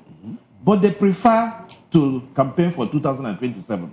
Those resources could have been put where our mouth is. But they're not doing it. Look at the scenario you have painted now. Very unselfish. Very, very. Well, let's stay with insecurity, and the president's, you said something about, you alluded to the president's order not being carried out when the president ordered the withdrawal of police escorts from VIPs. We've seen one policeman was demoted because he was still seen with a VIP. And some are asking, is it that the IGP has lost control of his men? Is it that the president himself, the commander-in-chief, doesn't have, his words are not regarded? And then we are seeing the president's son with a retinue, like you said, of personnel. And, all of this and 100,000 policemen to be withdrawn, is that, and then VIPs getting protection from civil defense and the rest of it. Will that solve the problem of insecurity? Will Because VIPs still need protection, and by VIP I mean the political class. Or don't you think so? Let me answer your question directly. Protection. The president is losing it, not the IGP. Because that is how it starts. Before you sack Jack Robinson, the members of the National Assembly are also challenging it. That if everyone should, not have police escort, the president also shouldn't have. This is how it starts. So I think the president is losing it gradually because of, a lot more things that are happening within the ecosystem of politics in this country. So it is very, very imperative. By losing it, you mean his words are intentionally not being regarded? Definitely. Even within the ruling party, there are skirmishes. There are people who do not believe in what where we are presently. Because where we are presently is not where we're supposed to be. So the president is losing it. Otherwise, why must even the police, the constable, the inspector refuses to, I learned also that some of them are now pulling off their uniform and to go mufti. So that shows you resistance. And when your forces are resisting your orders in this manner, recall, it is regimented. If they are resisting the president, if they are resisting such orders, should we then blame the president when he says, go and combat insurgency, and then they don't go? Should we blame the president? They are disregarding it because they know it's not a sincere order. I mean, it's not resisting because nobody's even trying to implement. They are disregarding it because they know that right from the heart, it's not even addressing the issues. So once the troops, once the policemen, once security personnel, once the people do not see you as a sincere leader, absolutely, you will keep on talking and they will do what they want to do. This is not the first time they are withdrawing security, all this from VIPs, mind you. And this is not the first time that they are making announcements that military checkpoints should leave the roads. The new Chief Minister of Defense made that kind of noise recently. But I assure you, go to the roads on the southeast, drive down the tree from Owerri to Port Harcourt. There are places where you stay in one point and you see 6 or 7 military checkpoints. And the Minister of Defense is here in Lagos talking in Abuja saying something else. So the reality is these people are now disregarding it because they lack power, they lack authority. You might have seized it, I gave the example of when a criminal takes over a family home. He is in power, but does he have authority? No. That's what is happening in Nigeria. The most critical point we will get to is when you want to recruit these people and you not see any person to recruit. We'll get to that point. In the southeast, nobody's bothering with them. You will get to that point when you want to recruit, where people to come and join the army, join the police. You will not get any person. We are getting to that point. What is the average salary of a soldier? 104,000. Is that why the person should go to Sambisa, go to all these places to, So there are a lot more things that the present administration should do to be able to make that thing attractive. As it is presently constituted, it is not attractive at all. What are those things? I have just mentioned the salary. Salary, okay. Salary increase. You can put them, the pension scheme, and all that, so that when somebody dies in the process, your family, your loved ones could see something to fall back on. Okay. If you ask Nigerians to join the U.S. Army, you will not see any single person here. All of them they have health insurance. Yeah, there are a lot of, largesse. That is why. So the surprise that Nigerians will get will be when you call for more boots on the ground and you not see any person. The mistake we are making is that we're thinking that these people are still altruistic. Okay. What are they doing even in the midst of all this crisis? You see the government signing a tax MOU with France. All they are thinking is money, money, money. So they're not even thinking the direction you are thinking. And when you see any statement they make on security issues, it's politically conceived. So they're not even thinking like you and I. They're not worried because each of them has maybe 20 or 30 soldiers or policemen armed.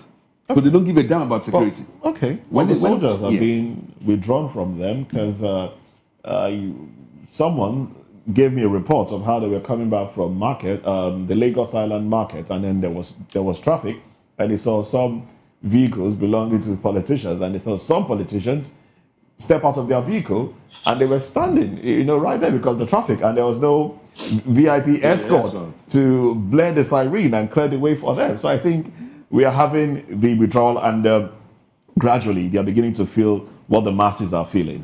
But anyway, let's move away from that conversation. William Sanda'S, we'd like you to stay with us, and the gentleman in the studio would like you to stay with us as well as we get into another conversation, still bordering on insecurity and sincerity of the government. The Lekki toll gate conversation is up again as former Minister of Information, Lai Mohammed, has once again denied the massacre, saying no one died. Oh well, let's talk about this when we come back.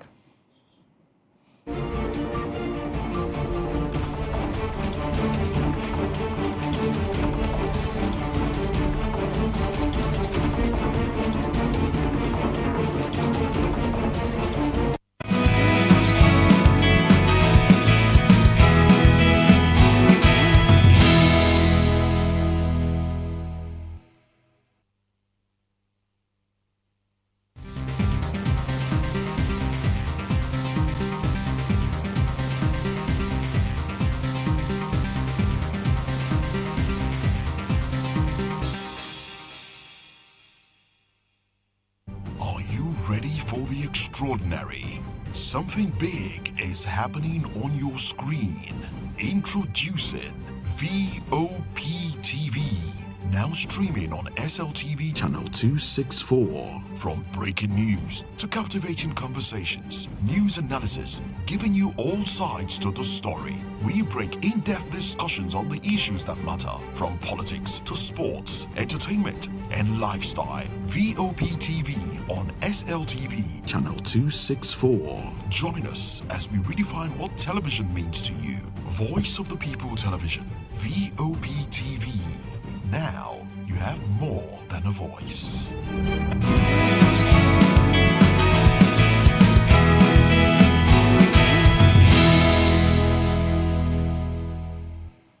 Glad to have you back. It's still VOP this morning. Former Minister of Information, Lai Mohammed, has reignited national outrage after once again insisting that no massacre occurred at the Lekki toll gate during the October 2020 Sanda'S protest, dismissing the widely documented shooting as fake, amplified by social media.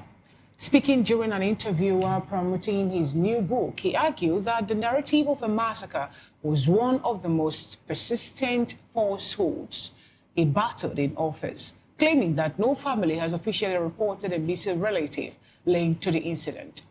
His comments sharply contradict multiple documented findings, including the Lagos State government's own judicial panel report, which confirmed that 9 people were killed at the toll gate on the night of October 20, 2025, and the accounts of human rights groups such as Amnesty International, which reported at least 12 deaths and dozens of injuries during the military crackdown.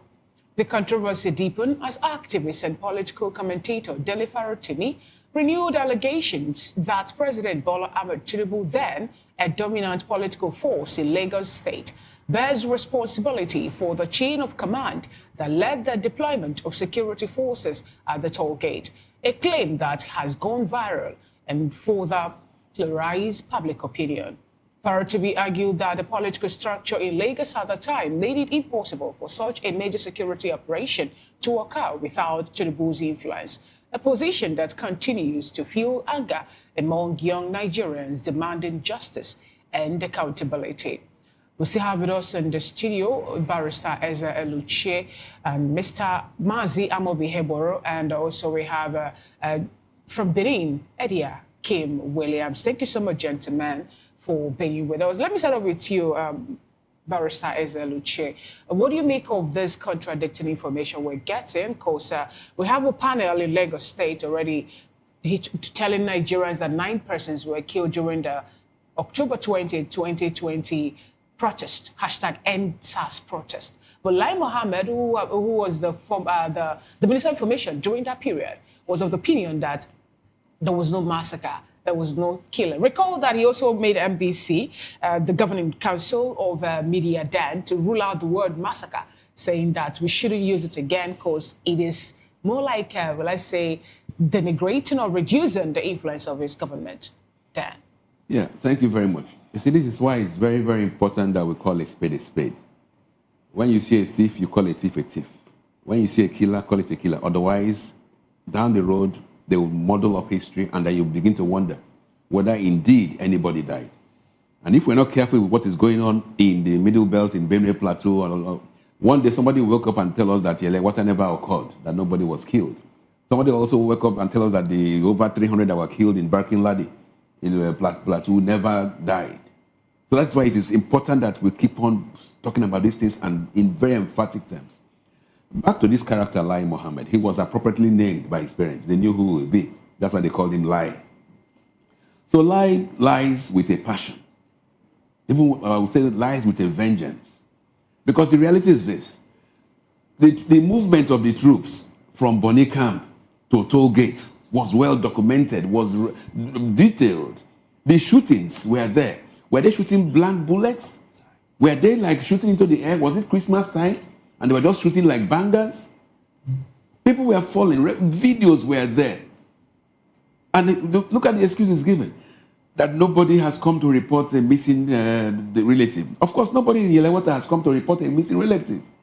But over 200 corpses were buried. Nobody in Barking Ladi has come to report a missing relative. Nobody of the hundreds of thousands who get kidnapped in this country has come out to report. Why are we having such denial with that incident that played out 5 years ago? Why is it that governments keep on saying there was no killing, there was no this, but people or Nigerians were aware of the story, how it moved, the removal of the CCTV, the shooting, the live carnage that we saw on that toll gate, and every other thing that played out. No, they keep on denying because this is the same regime in place. It's virtually the same regime in place, and they keep on trying to mask themselves as people who came to govern with any kind of propriety. They keep on trying to befool Nigerians. And I don't know what it will take for Nigerians to wake up and realize that these characters they don't mean this country any good. I mean, to say the government is using its inefficiency to destroy the people because there are basically no records of Nigerians. I could be killed tomorrow and they will say, why didn't my family come to border? To even make a lodging report. So they are using their inefficiency to woo Nigerians. What happens in other countries, like when they kidnapped over 200 students or 300 students from St. Mary's School in the Niger State, insane crimes, you'll be seeing photographs of those students, each and every one of them, on the pages of newspapers, in the media. But what we hear in Nigeria is 350 students kidnapped. Well, we don't even no know names, no pictures. But we know they were kidnapped. So 2 years' time, or further down the road, the current minister of whatever now will say nothing happened. That media was just blackmailing them. Okay, yes, but yes, thank you, Barrister. I think it's in the way of dictators because people are still denying the Jewish genocide. That is right. The Holocaust That and is all right. of that. So these things happen from time to time. Now, Mr. Mazi Amobi, I want us to interrogate another angle to all of this, talking about keeping records. We have a Dele Farotimi 5 years ago said that, look, current president, now, then, Mr. Bola Ahmed Bola Tinubu should be held responsible for the Lekki massacre because he gave out orders. He was not a state actor then. So do you think he should be held responsible? Do you have an idea, of his relationship or the role he played in that massacre? What do you think? The issue, I thought Lai Mohammed must have gone into political oblivion, but I'm surprised that he's, coming up to say this for now, and I think he's a little bit insensitive to the plight of Nigerians per se. If you talk about Lekki massacre now and juxtapose it with what is presently playing out, and then you are saying nothing happened and all that, you are being insensitive. That is one. As at that time, a lot of things happened.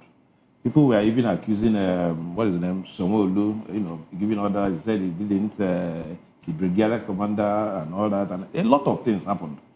I do not know exactly what happened. Dele Farotimi knows what he's saying. He's in a better position to put that argument forward. And if he's still insisting 5 years after, probably there is some iota of truth in what he's saying. You understand what I'm saying? Yes, but my point of departure here now is that I do not see why Lai Mohammed should stir the honest box now for this at this point in time. He should have retired politically and have a quiet time. Well, politicians never retire. I don't think we need what Lai Mohammed is saying. We do not need it now, because it will open up another wound. If you go through Lekki toll gate, there is the place is moribund. There is no activity there, and there are things you say. Remember, the people that organize the Lekki protest are still alive. Most of them are still alive. This kind of statement will, agitate them. We are trying to gloss over a lot of things that happened in the past and face the future. And somebody wants to remind us of our ugly past. I think it's very insensitive on the part of Lai Mohammed to be able to say this at this material point in time. All right, thank you so much, Mazi Amobihebo. Let's take the conversation to Adia Williams. You're a Nigerian youth, and I know you also took part in the hashtag #EndSARS protest. It was a nationwide protest and all that. Just this year, to commemorate the people that lost their life, we saw also a use of lethal force on the lady that went to drop a wreath at a toll gate. It made also headline. How does this make you feel? The fact that people who played within the corridors of power when this incident played out are still denying the obvious truth. We have a certain section here in Lagos, even compensation committee was set up to compensate people that maybe lost their loved ones or sustained different degrees of injury, and yet someone is saying that there was nothing like that at all, blaming it on media for carrying false information. How do you feel about this, please? Whenever it's October, it's a very sad, very, very sad moment. Like the weeks become so sad for me because it's just like 3 days to my birthday, and usually I wake up midnight to pray, midnight to study. And then picking my phone, I saw, because we are monitoring the situation when they were saying that you just have to hold the Nigerian flag and then so that will not come in, nothing will happen and all that. And they obeyed. And I think it was the military ex-military general that gave that instructions, because holding the country's flag means that life is very important. You should not attack that person. And then seeing my phone, see blood everywhere. The people's status was full of different Nigerian flags stained with blood. And the video was trending of a live recording from a DJ Switch who is in exile now, And we are telling us that such thing did not happen. Very evidence. The Nigerian police, the security agencies handled that situations. It was very, very appalling, there was a lot of side killings apart from the Lekki toll gate killings. There were a lot of side killings. A lot of things were happening, prison break and all that. See, it is not what we should be selling to our face that it did not happen, because it's like, just like one of our analysts said, it's like provoking the young Nigerians who were on the street. In fact, we were on that Lekki toll gate that very day that issues happened. In fact, even at the panel that was set up in Lagos, there were all evidence that people were killed. So why are you lying that people there was nobody killed, and no family has come up to say that one of their relatives was killed on that day? It's like, I don't know, probably maybe he's seeking for a political appointment at his fact. He's telling us as Minister of Information, we saw a lot of things that were boldly said by him that were not correct. So I'm not surprised seeing him coming back to continue from where he stopped, because to me, when I saw that statement, I was very, very angry. I was very furious. You're an old man. You're supposed to know when you're supposed to speak, and you're supposed to know how to speak. You're provoking a lot of people. Even me saying this, I'm even angry because I was even. If at that evening, the event was supposed to happen in Main Gate, at this place, Main Gate. In fact, a lot of issues that I just have to go home that night to go and relax No. Let me it could also be blood.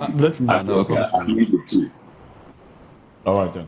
Okay. If what Lai Mohammed said makes Nigerians angry, then please, Lai Mohammed, say more, so that Nigerians can be well and angered. So he should to what end? So that, because perhaps Nigerians are like almost combatants.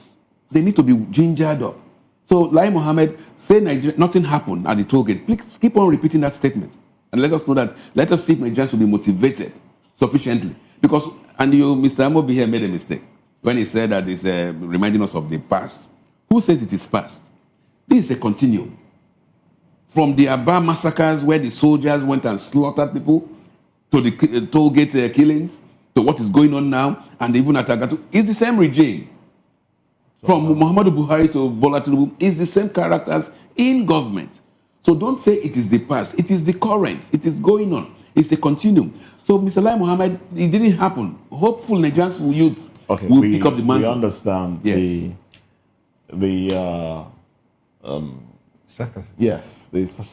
sarcasm that you're putting into that. Yes. But, it didn't happen. Let's move on to another conversation now. Let's talk about what politicians are saying about other politicians. Well, Sanda'S has revealed, well, it's not a revelation really, because it's what's before us. Well, it says politicians turn public office into family business, basically pointing at the president and the presidency and the actions of the president's family. Well, let's talk about this when we come back.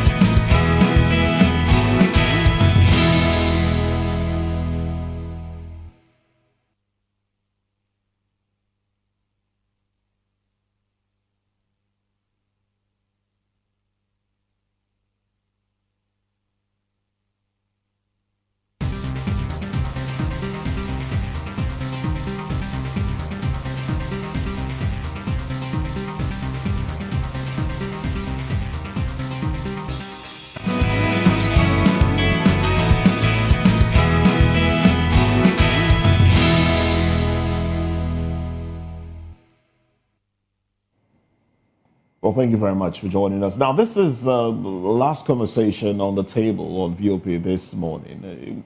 Well, some Nigerians have voiced this, but this particular conversation we're zeroing on is coming from the Emir of Kano, Muhammadu Sanusi II, as he has delivered one of his most scathing critiques yet of Nigeria's political elite, accusing leaders across the country of treating public office as a private family enterprise rather than a platform for national service.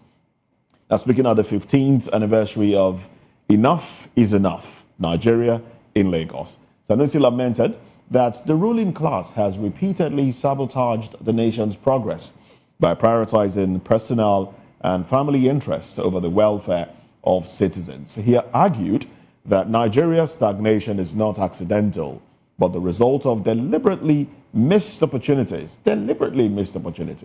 insisting that those in power consistently place themselves, their relatives, and their inner circles above the country's development needs. Emir Sanusi, a former central bank governor known for his outspoken stance on governance failures, warned that Nigeria cannot continue on a path where leaders view public resources as extensions of their household wealth.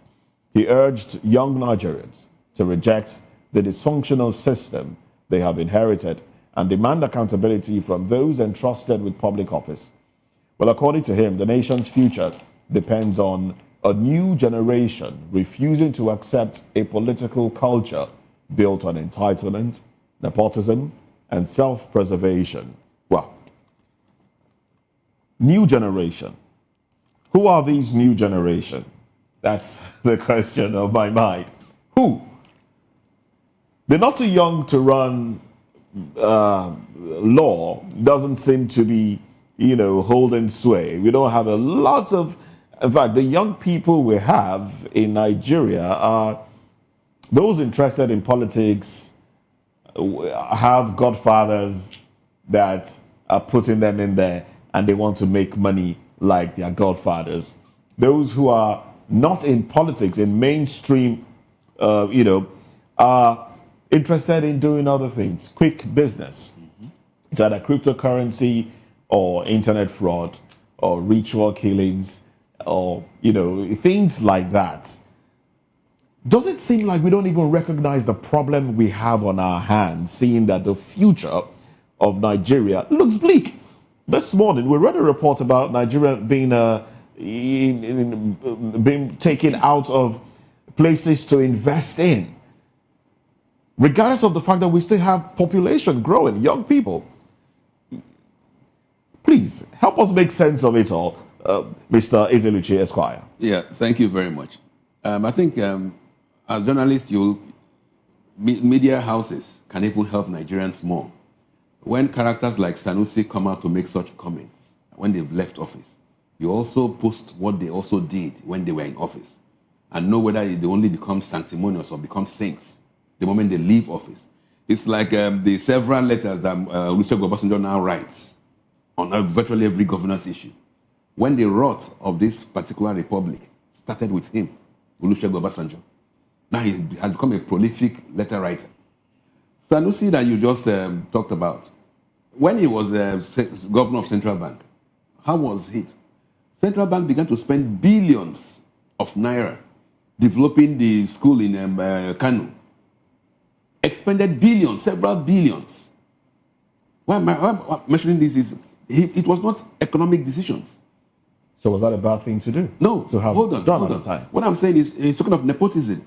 Talking of now government becoming a family issue. When Sanusi was governor of Central Bank, what did he do with the office? By spending billions nobody knew that Central Bank could give that kind of funds. It was usually a central bank was focused on banking issues. But this guy came and he monopolized it. It became a crony affair. He destroyed banks that were not that the leadership was not in tune with him. He destroyed them. He withdrew licenses.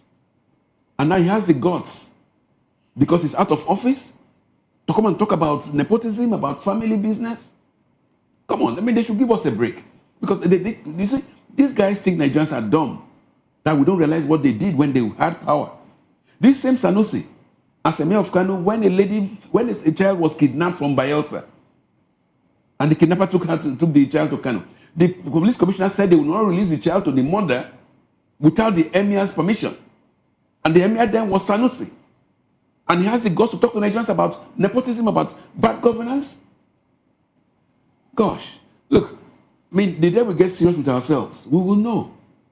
We cannot be recycling these characters because he's now wearing a turban, looks decent, looks calm, he speaks good English, no doubt. But does that equate with any semblance of good governance in this man? The answer is no. And this is also an Islamist. You ask yourself. Can we leave the messenger and focus on the message? No, but it's the same. It's the same. The reason is this. Why we have to do this is this. Most of these characters who have opportunity of ruling Nigeria have no interest in the sustainability of the Nigerian state. To them, Nigeria is a cash cow. While I'm in office, what can I grab for myself and my generations unborn? Borrow monies and whatever. So if the contraction dies later, let it die. So that has been the bane of our state. Mazamundi, yes. Barrister had said, let's get serious with ourselves. What do you think? Where should be our takeoff point? Where should we start from? All in all, bad governance is implicated in all this. When government leaves their statutory roles, which they are supposed to play, building enabling environment, for businesses to thrive. Government cannot do business, but they will give you enabling environment, like electricity, which is out of reach of the people. Transportation of goods from point A to point B cannot. A typical worker going to work in a day, depending on where you stay, spends close to 5,500 or 6,000 in a month. If your salary is 150,000, where do you go from there? Mazi, you get what I'm saying? Bad governance is implicated in all this. Do we have bad people in office because we are lacking in infrastructure? Is it because we are poor that we fail to elect good people into government? No, it is the system.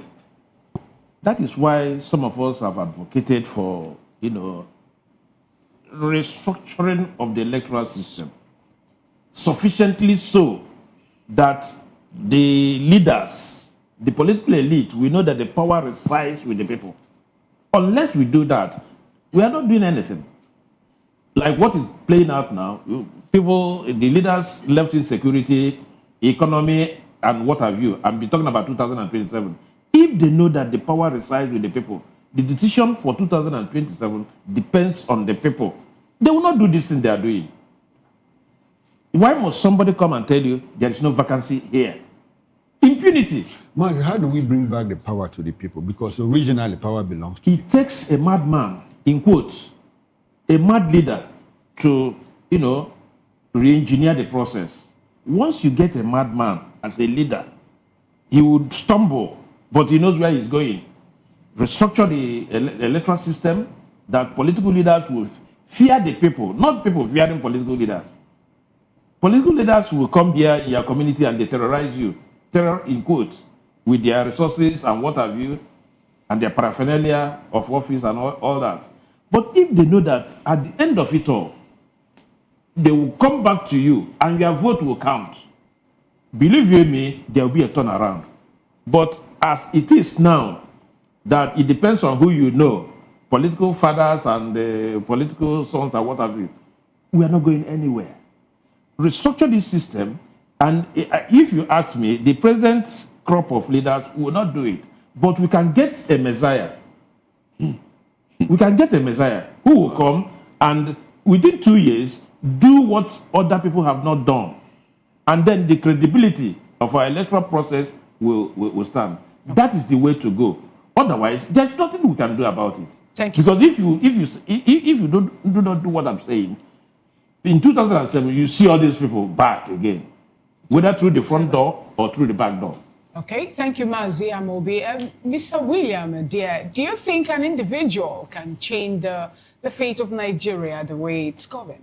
Some have argued that even if we send an angel to come over and supersede the activities of Nigeria, it will still yield the same result. What do you make of this, please? Juxtaposing it with what the Emir of Kano, Mohammed Sanusi II, is talking about how bigotry and nepotism is what is playing out now within the political space of Nigeria. Yes, the country Nigeria is in so much issues that only one person alone cannot solve the problem.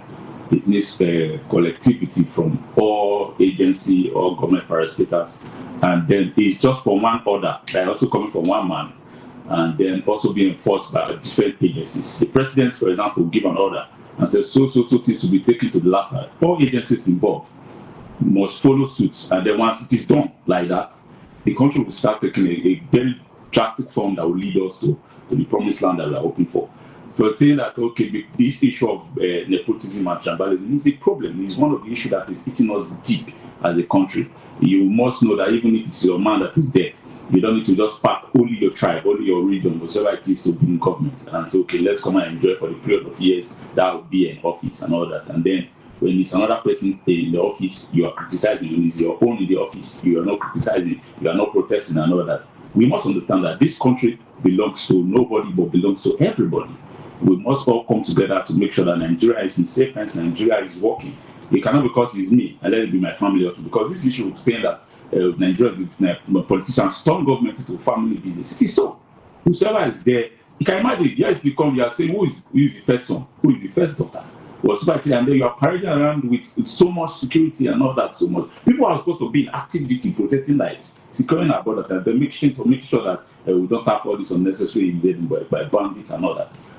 You need to realize that when you're in office, stick to the fact. Don't bring in people who are not supposed to be there. This issue of mediocres being in government just because you want to compensate them. The issue now that is going on in the Senate floor, saying people with the screen of ambassador.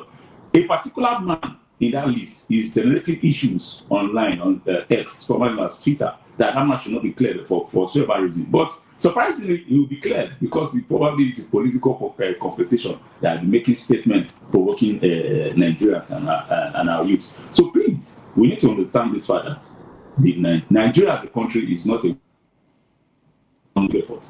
And then also, all parastatals and all Nigerian agency or government, you need to also understand that whatever order that is given, let it be followed to the latter, and then to the core, execute okay, let's take, for example, there was an issue that was raised this morning in our discussion about withdrawal of police from private individuals.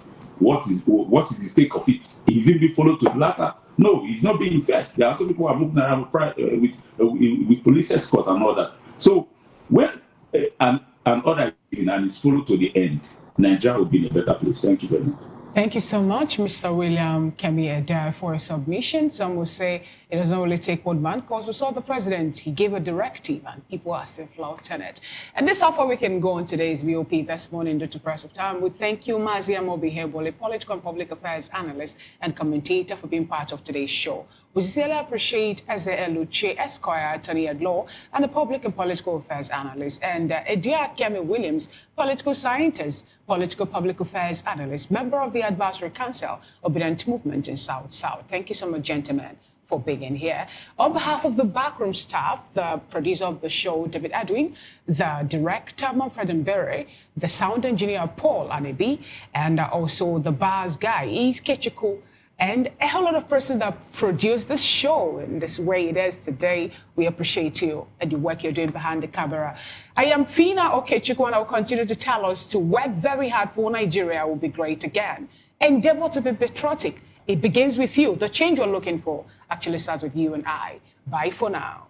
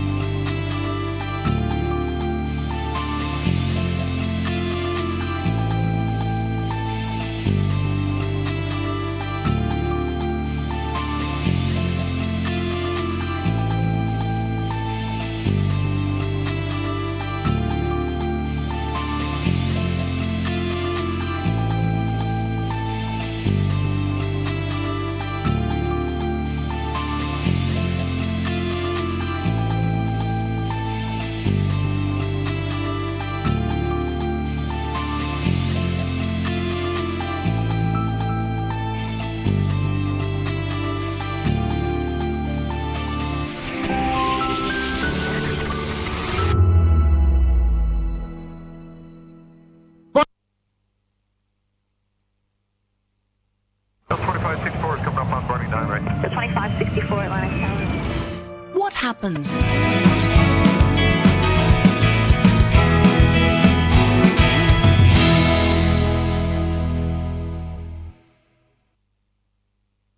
It's a beautiful Friday morning here in Lagos. Today is the 12th day of December 2025, and I welcome you to VOP this morning. Now, VOP stands for Voice of the People Television. I am Chukwuma Okoro.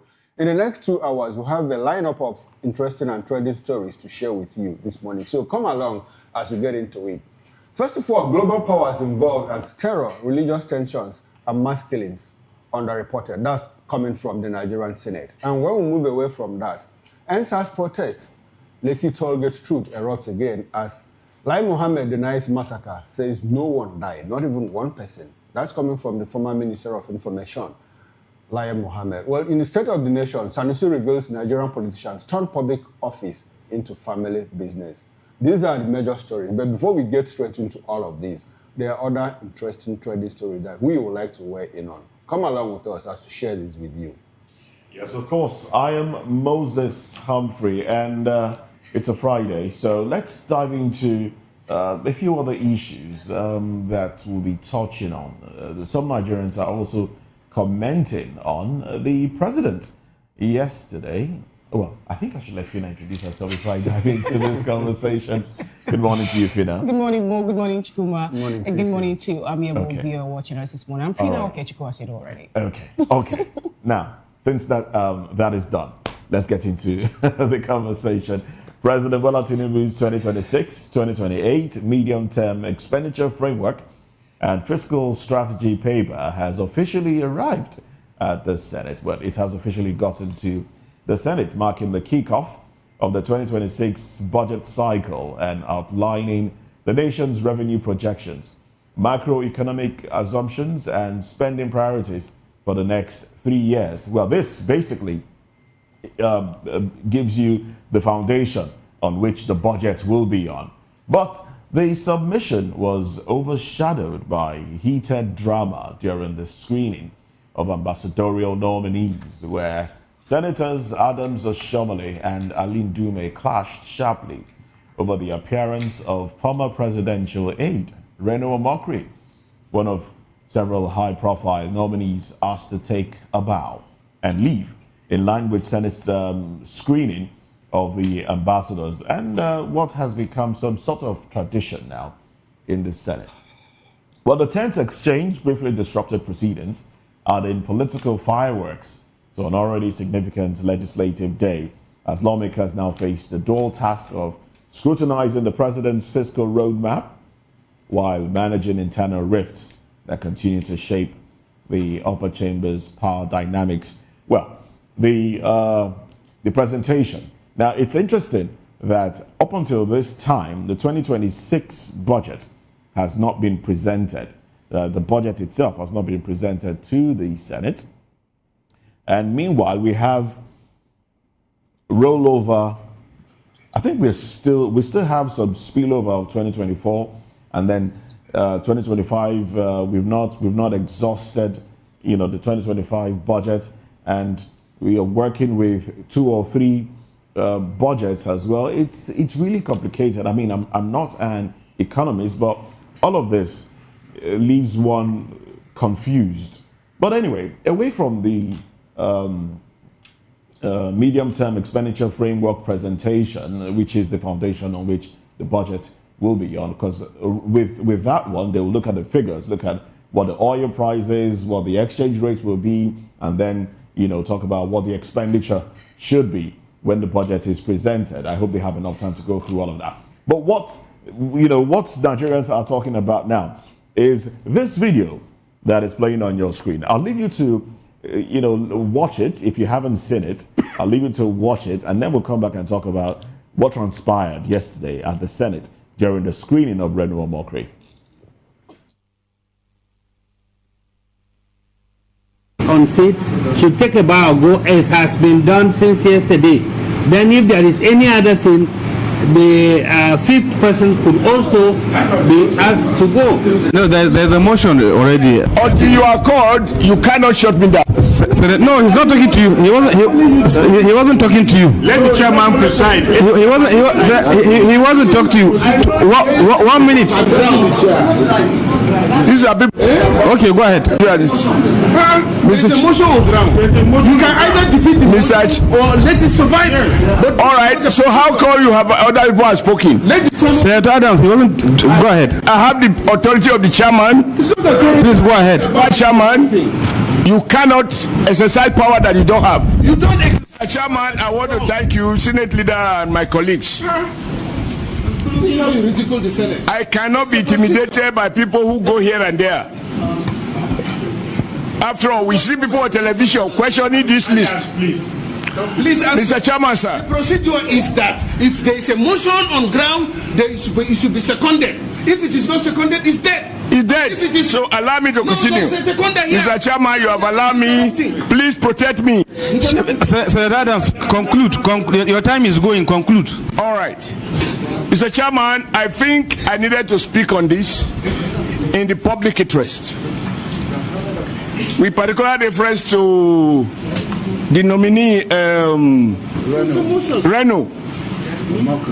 Because we cannot pretend we have not had stories. We can't work on stories. For me, there is no petition before the for me. Look, this is for me. You should not return the Senate. The Senate is not a job. Senate. The power of example that he is a pragmatist. He is not detained by old feelings. You may have doubt, suspicion about anyone until you have the opportunity to so perform. Indeed, you don't know anyone until you give him the driver's, you hand over to him the steering of a vehicle. This young man has shown that where he sees a compelling evidence in the interest of the Nigerian nation, he will not be ashamed to say that I was wrong in my assumption. From what I have seen, this man is working and he deserves the support of all those who want progressive governance. The second side of the argument is that we have a president. We have a president who has shown that by the power of example, the minimum requirement of leadership, and here I will proudly say I was a governor, which is a head of a subnational government. And so when I talk, those who are not the governors should listen. Governors come to Senate. You have to have, you struggle to Your Excellency, you have to have that large heart. Become a senator. You have to have, for me, President Bola Ahmed Tinubu has showed a real quality, that the fact that you criticize me during the election, the fact that you abuse me at what time was Senator Adams, you made your point very clear. There is a motion. Please, Senator Adams, you made your point clear. There is a motion in place. Any seconder? Okay. Come on, let me conclude. The president has showed large heart and deserves to be commended because he's now a president of all Nigerians. We commend Mr. President. We commend Mr. President. Joel, second. Joel.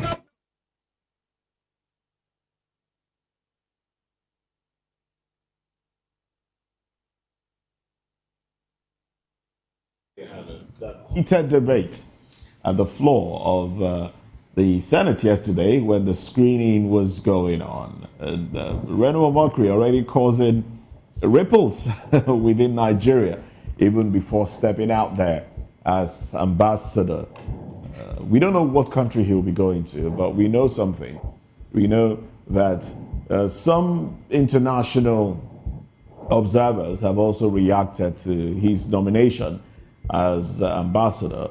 Mike Arnold, who was a former mayor of Texas, also, reacted when the nomination came up. He said, look, this man is unfit. He's very controversial.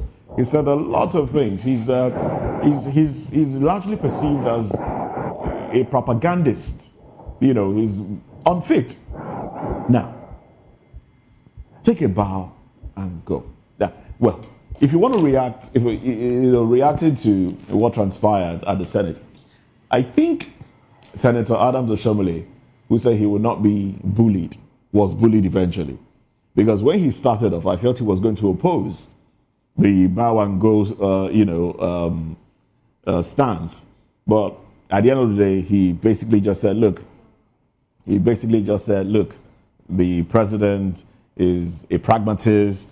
He disregards what people have said about him and just picks one who is fit for the job. But the question still is Reno fit for the job? I wish we had the video of Reno chanting in the UK that, Tinubu Ole, drug baron and all of that. I wish we have that video. But that is online. The world has seen that. And that will come up in the coming days again. And, it will seem some kind of way. It will make us look like a people without principles. If one minute you are speaking against the election of an individual, the next minute you are singing his praise, people with integrity will question your stance. And that's what we will have. Well, I hope we don't... let's also state something clear. The fact that the committee said bow and go is not clearance to these individuals. They will still have to, meet before the Senate itself, before they might not be cleared. But at this instance, this committee was supposed to scrutinize, ask questions, ask for, their policy stance, foreign policy ideologies of these individuals, not just bow and go. Reno is not, he's not the only one caught in this. A lot of other individuals. Nobody was given an opportunity to to say what they intend to achieve when given the position. And I think it's very unfair to Nigeria, a nation filled with educated elite, to be represented by people who will not go through the rigors of interviewing a candidate that will represent the generality of us before the international community. It does us a lot of injustice, if you ask me. Yes, a lot of injustice. Before I come to Reno, I want to start with the MTEF that was released yesterday. Like Moses said, it's preparatory to releasing the federal budget of 2026. It's a normal thing, 3-year term, so that Nigeria or the country in particular that rolls out the MTF is able to plan, make projections, and they are able to type the projects to strategies, both short-term, tie short-term programs to long-term objectives and all of that. But from what I saw yesterday, well, it's not yet huru for us as a people regarding the budget and economy, which has more like become a ritual. The threshold for the oil, which is more like our major source of revenue, is $64.85. That is not, it doesn't make any difference. Worse off is the fact that dollar is still tied to Naira. The exchange rate for Naira and to dollar is 1,512. How does that help our economy? We are still largely a consumption nation. So, like Moses said, how long will it take them? We're almost ending the year now. We have about 3 weeks to the end of the year or less than that. And the budget has not even been presented. As we speak, we have 3 budgets that are running concurrently. So all of that tied to the fact that, look, I'm not sure that we are making progress as far as the economy is concerned. Well, that's my view. I know the handlers of the economy have their own view. Now, to talk about what happened yesterday, on the show, on which show? I think it was on the morning show about a fortnight ago. And I said, well, because of what happened, I can't even recall what happened because these things happen every other day. And I said that, look, Nigeria is finished. So what happened yesterday on the floor of the Committee of Foreign Affairs just validates, my position that, look, Nigeria is finished. In my place, they said that a madman is not ashamed. It is his relations that are ashamed. What happened yesterday? I think, apart from Reno, I think I'm more ashamed of Oshomole himself than the Reno that is at the center of the drama. Oshomole says that president has shown the power of example by appointing Reno. And I'm asking, which example? What example?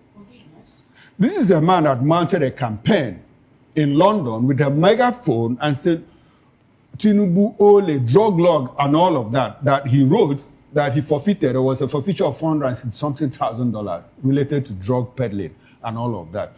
Then Reno said that he had a docket, more like a document, which shows that Tinubu had been, immersed in drug problems and all of that. And this is a man that has come out less than how many years to tell us that the president is the best thing that ever happened to this country. And we sit in the Senate and say, look, he's shown the power of example. What example? And when people like Oshomole that came from the background of labor unionism and activism is the one putting out all of this, it clearly tells you that, no, we are lost as a people. Hello, chamber of the Senate. And we are going back and forth. You're asking people to take a bow. You don't know their policy initiatives, the direction, their foreign policy views on how Nigeria should travel in this generation and the next generation. And we are making excuses for these people. It's quite unfortunate.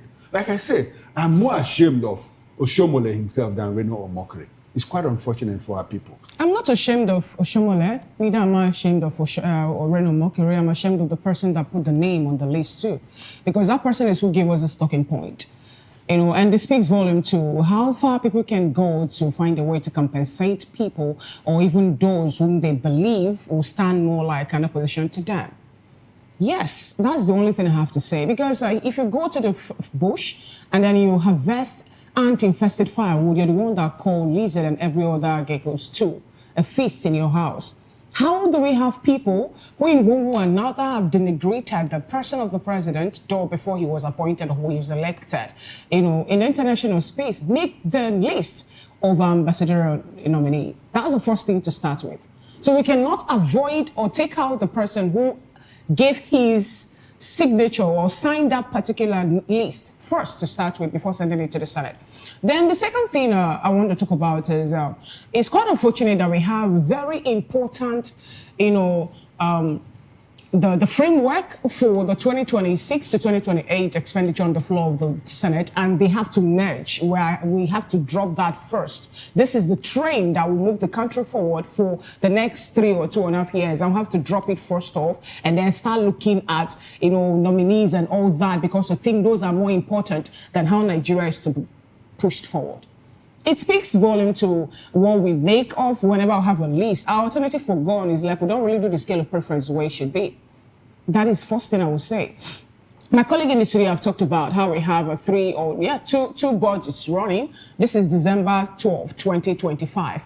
And then the 2024 budget, I think it's supposed to end in June, but we have to push it forward to this point. 2025 is still running. I want the likes of Domingue talk about how we have how many budgets running, multiple of it. Some people will say he doesn't know what he's saying, that it's not done, but we still have those carryovers and all that. And then for people to sit together in the hollow chamber and think about the future of Nigeria, they decide to be talking about who was once a governor, who should stop making noise. Thank you, my chairman, for giving me the opportunity. This. It's really turning us into a laughing. When the likes of president of US use a certain word to describe Nigeria, a whole lot of persons were against him. You don't say that about this country. We're a sovereign nation. But what is happening? The things that we're doing, from everything we're doing, shows that it's not like we are the ones actually turning our nation into a laughing stock. Into a mockery. Yeah. I think Reno typifies what Nigeria should be, because his name is Reno or mockery. I think it's Reno mockery or Nigeria mockery. That is what Nigeria has become. We are mockery, in the international arena. Everybody is laughing at us. And when people say Nigeria is a disgraced country, others will say, no, you don't say that. I'm trying to avoid that word because I'm in Nigeria and I'm not a disgrace. But anyway, let's move away from that slightly and talk about another trending story, which is about the federal government launching a high-level diplomatic negotiation with Burkina Faso after a Nigerian Air Force C-130 transport aircraft and its personnel were detained for days by Burkina Faso military authorities over what they claim was an unauthorized violation of their airspace. Military sources confirmed that the aircraft and soldiers remain in custody, prompting the Ministry of Foreign Affairs to take over the matter as tensions quietly rise between both West African nations. You're asking what happened, okay? Burkina Faso is no longer part of the ECOWAS team. They are now being led by a military head, and Nigeria invaded their airspace, and they had to pull down the aircraft and also detain the soldiers there, even when the government had to look away from that and send troops to, Cotonou to help quell what was more like a foiled coup that happened in Benin Republic. Away from, still on the story, the Nigerian embassy in Ouagadougou had begun direct engagement with officials of the UNTAL-led government, with Foreign Affairs spokesperson Kimi Ebinfa, assuring that efforts are underway to secure the safe release of the crew and aircraft. Meanwhile, the report indicates the aircraft made a precautionary landing following a technical alert before being seized, a development that has sparked public concern and intensified pressure on Abuja to resolve the standoff swiftly. I pray that they will resolve this swiftly, yes, so that it will not, lead to another rancor between the two West African nations. I wouldn't want Nigeria to have any face-off with Burkina Faso, neither will I want, and yes, I want them to amicably solve this. I wouldn't want us to hear you invaded my airspace and so, because that's what it's looking like. That's what it's going to get to. Some have started saying that the aircraft, the aircraft C-130, that they went there with a team to spy on what is playing out in Burkina Faso. And others were saying maybe because of the alert of the emergency landing they got, because of the aircraft having one or two functioning that made it to land there, it is genuine and all. I don't know what is playing out, but I just don't want us to have a face. Faso and the alliance of the Sahel states just want to make a fuss out of this, because the information available to us is that the military aircraft was on its way to Portugal. Yes, thank you very much. It was on its way, but then had a technical issue, and they did relevant, procedures. They called and asked, look, can we land? But then they landed and were detained, and it's been almost a week now, 5 days or thereabout, and Diplomatic talks are in place, but they are insisting on detaining the 11 officers on board. I think they just want to make a fuss out of it, but I do hope that Nigeria will be able to handle this well, so it doesn't get out of hand. Even if it gets out of hand, I don't think Burkina Faso, Mali, or Niger have the firepower to stand Nigeria. I think the interesting thing is that Nigeria doesn't want to get into a fire with anybody. Yes, but I think it's much more than you have reduced it. Much more. Yes. Okay. Because look at it, this thing happened more, when there was this coup scare, well, not a coup scare, coup attempt, and Nigeria intervened, and all of that. And the unfortunate thing is that in all of this, the federal government has been very, cagey about it. As at depth for yesterday, the information we had was that, look, these people have been released on the aircraft. Only for the Ministry of Foreign Affairs to come out and say, no, talks are in ongoing to ensure that we get back the aircraft and all of that. Personnel. It's a violation of their airspace. If they were not informed before entry. Exactly. They will tell us who give them the And that's what clearance. they're saying. They were not informed, So you don't, but I think it has dragged for more than for about a week almost now. a week now. Yeah, almost a week. They should have been able to resolve all of that. And that is where the force comes in. Now, I think there is something that Burkina Faso is looking for. But I just pray that they don't get all of that. I just pray, but Nigeria is becoming notorious globally, What do you peg our notoriety on? If so, we're becoming notorious. And it's not, you call this country Nigeria, South Africa, Nigerians, Benin Republic, Nigeria, Burkina Faso, Nigeria, Niger, Nigeria. Is that the role we should play as big brother or what? We are not even settling problems. We are causing problems. I have some friends. Ourselves. Some friends went to Kenya for a conference, and I was speaking with one of them 2 days ago, and she was just lamenting that everywhere they went to, when they tried to interact with people, they were getting pushbacks. Because, now this person is from Cameroon. Okay. They were getting pushbacks because they were all termed Nigerians. And Kenyans didn't want to have anything to do with them. There was no trust. You didn't want to even listen to them when they wanted, big presentations. They were not interested because they said, you guys are Nigerians. And she and her, team said, look, we are not Nigerians. We are from Cameroon. Though there are some Nigerians there, So I think even within Africa, let's face it, Nigeria is being seen as a pariah. That's what I'm telling you. Mention it, Ghana as here, a pariah. Benin Republic. If you go to that Kenya, my fatherland. If the same Kenya that you are talking about, they do drugs. As a people, they take their women from them. That is illegal businesses and all of that. So Nigeria has acquired this kind of notoriety, around globally in any part of the world you go to. But I think our saving grace is that if you see black people excel in any part of the world, chances are like that they are Nigerians. Okay. Well, let's quickly move away from these conversations. Let's bring you headlines from the dailies. And I have Nigerian Tribune here. And these are the headlines. The big story here. Reps ask federal government to prioritize forex allocation to airline operators. Call for 50% reduction in cost of tickets during Yuletide. Oshomole in Dume clash as Senate screens Reno Omokri. Others, ambassadorial nominees enjoy bow and go privilege. PDP, Ogun, Adamawa governors mourn as Bayelsa deputy governor dies. Yes, that one, he slumped and died. May his soul rest in peace. Awujale throne. Fushebuwa ruling house disowns Kwam 1. You are not one of us, family says. Dangote unveils 1 trillion naira scholarship scheme for 1.3 million Nigerian students. Enugu government earmarks 10 billion naira for phase 1 of 135.4 kilometer rail project. Catholic priest tells court how terrorists bombed our church. And those are the headlines there on the cover page of Nigerian Tribune. And the Punch newspaper is up next with the headlines. EFCC arraigns ex-Labour Minister Chris Ngige today. LP rules out automatic tickets for OB. Ambassador Alice Oshomole Ndume locks horn,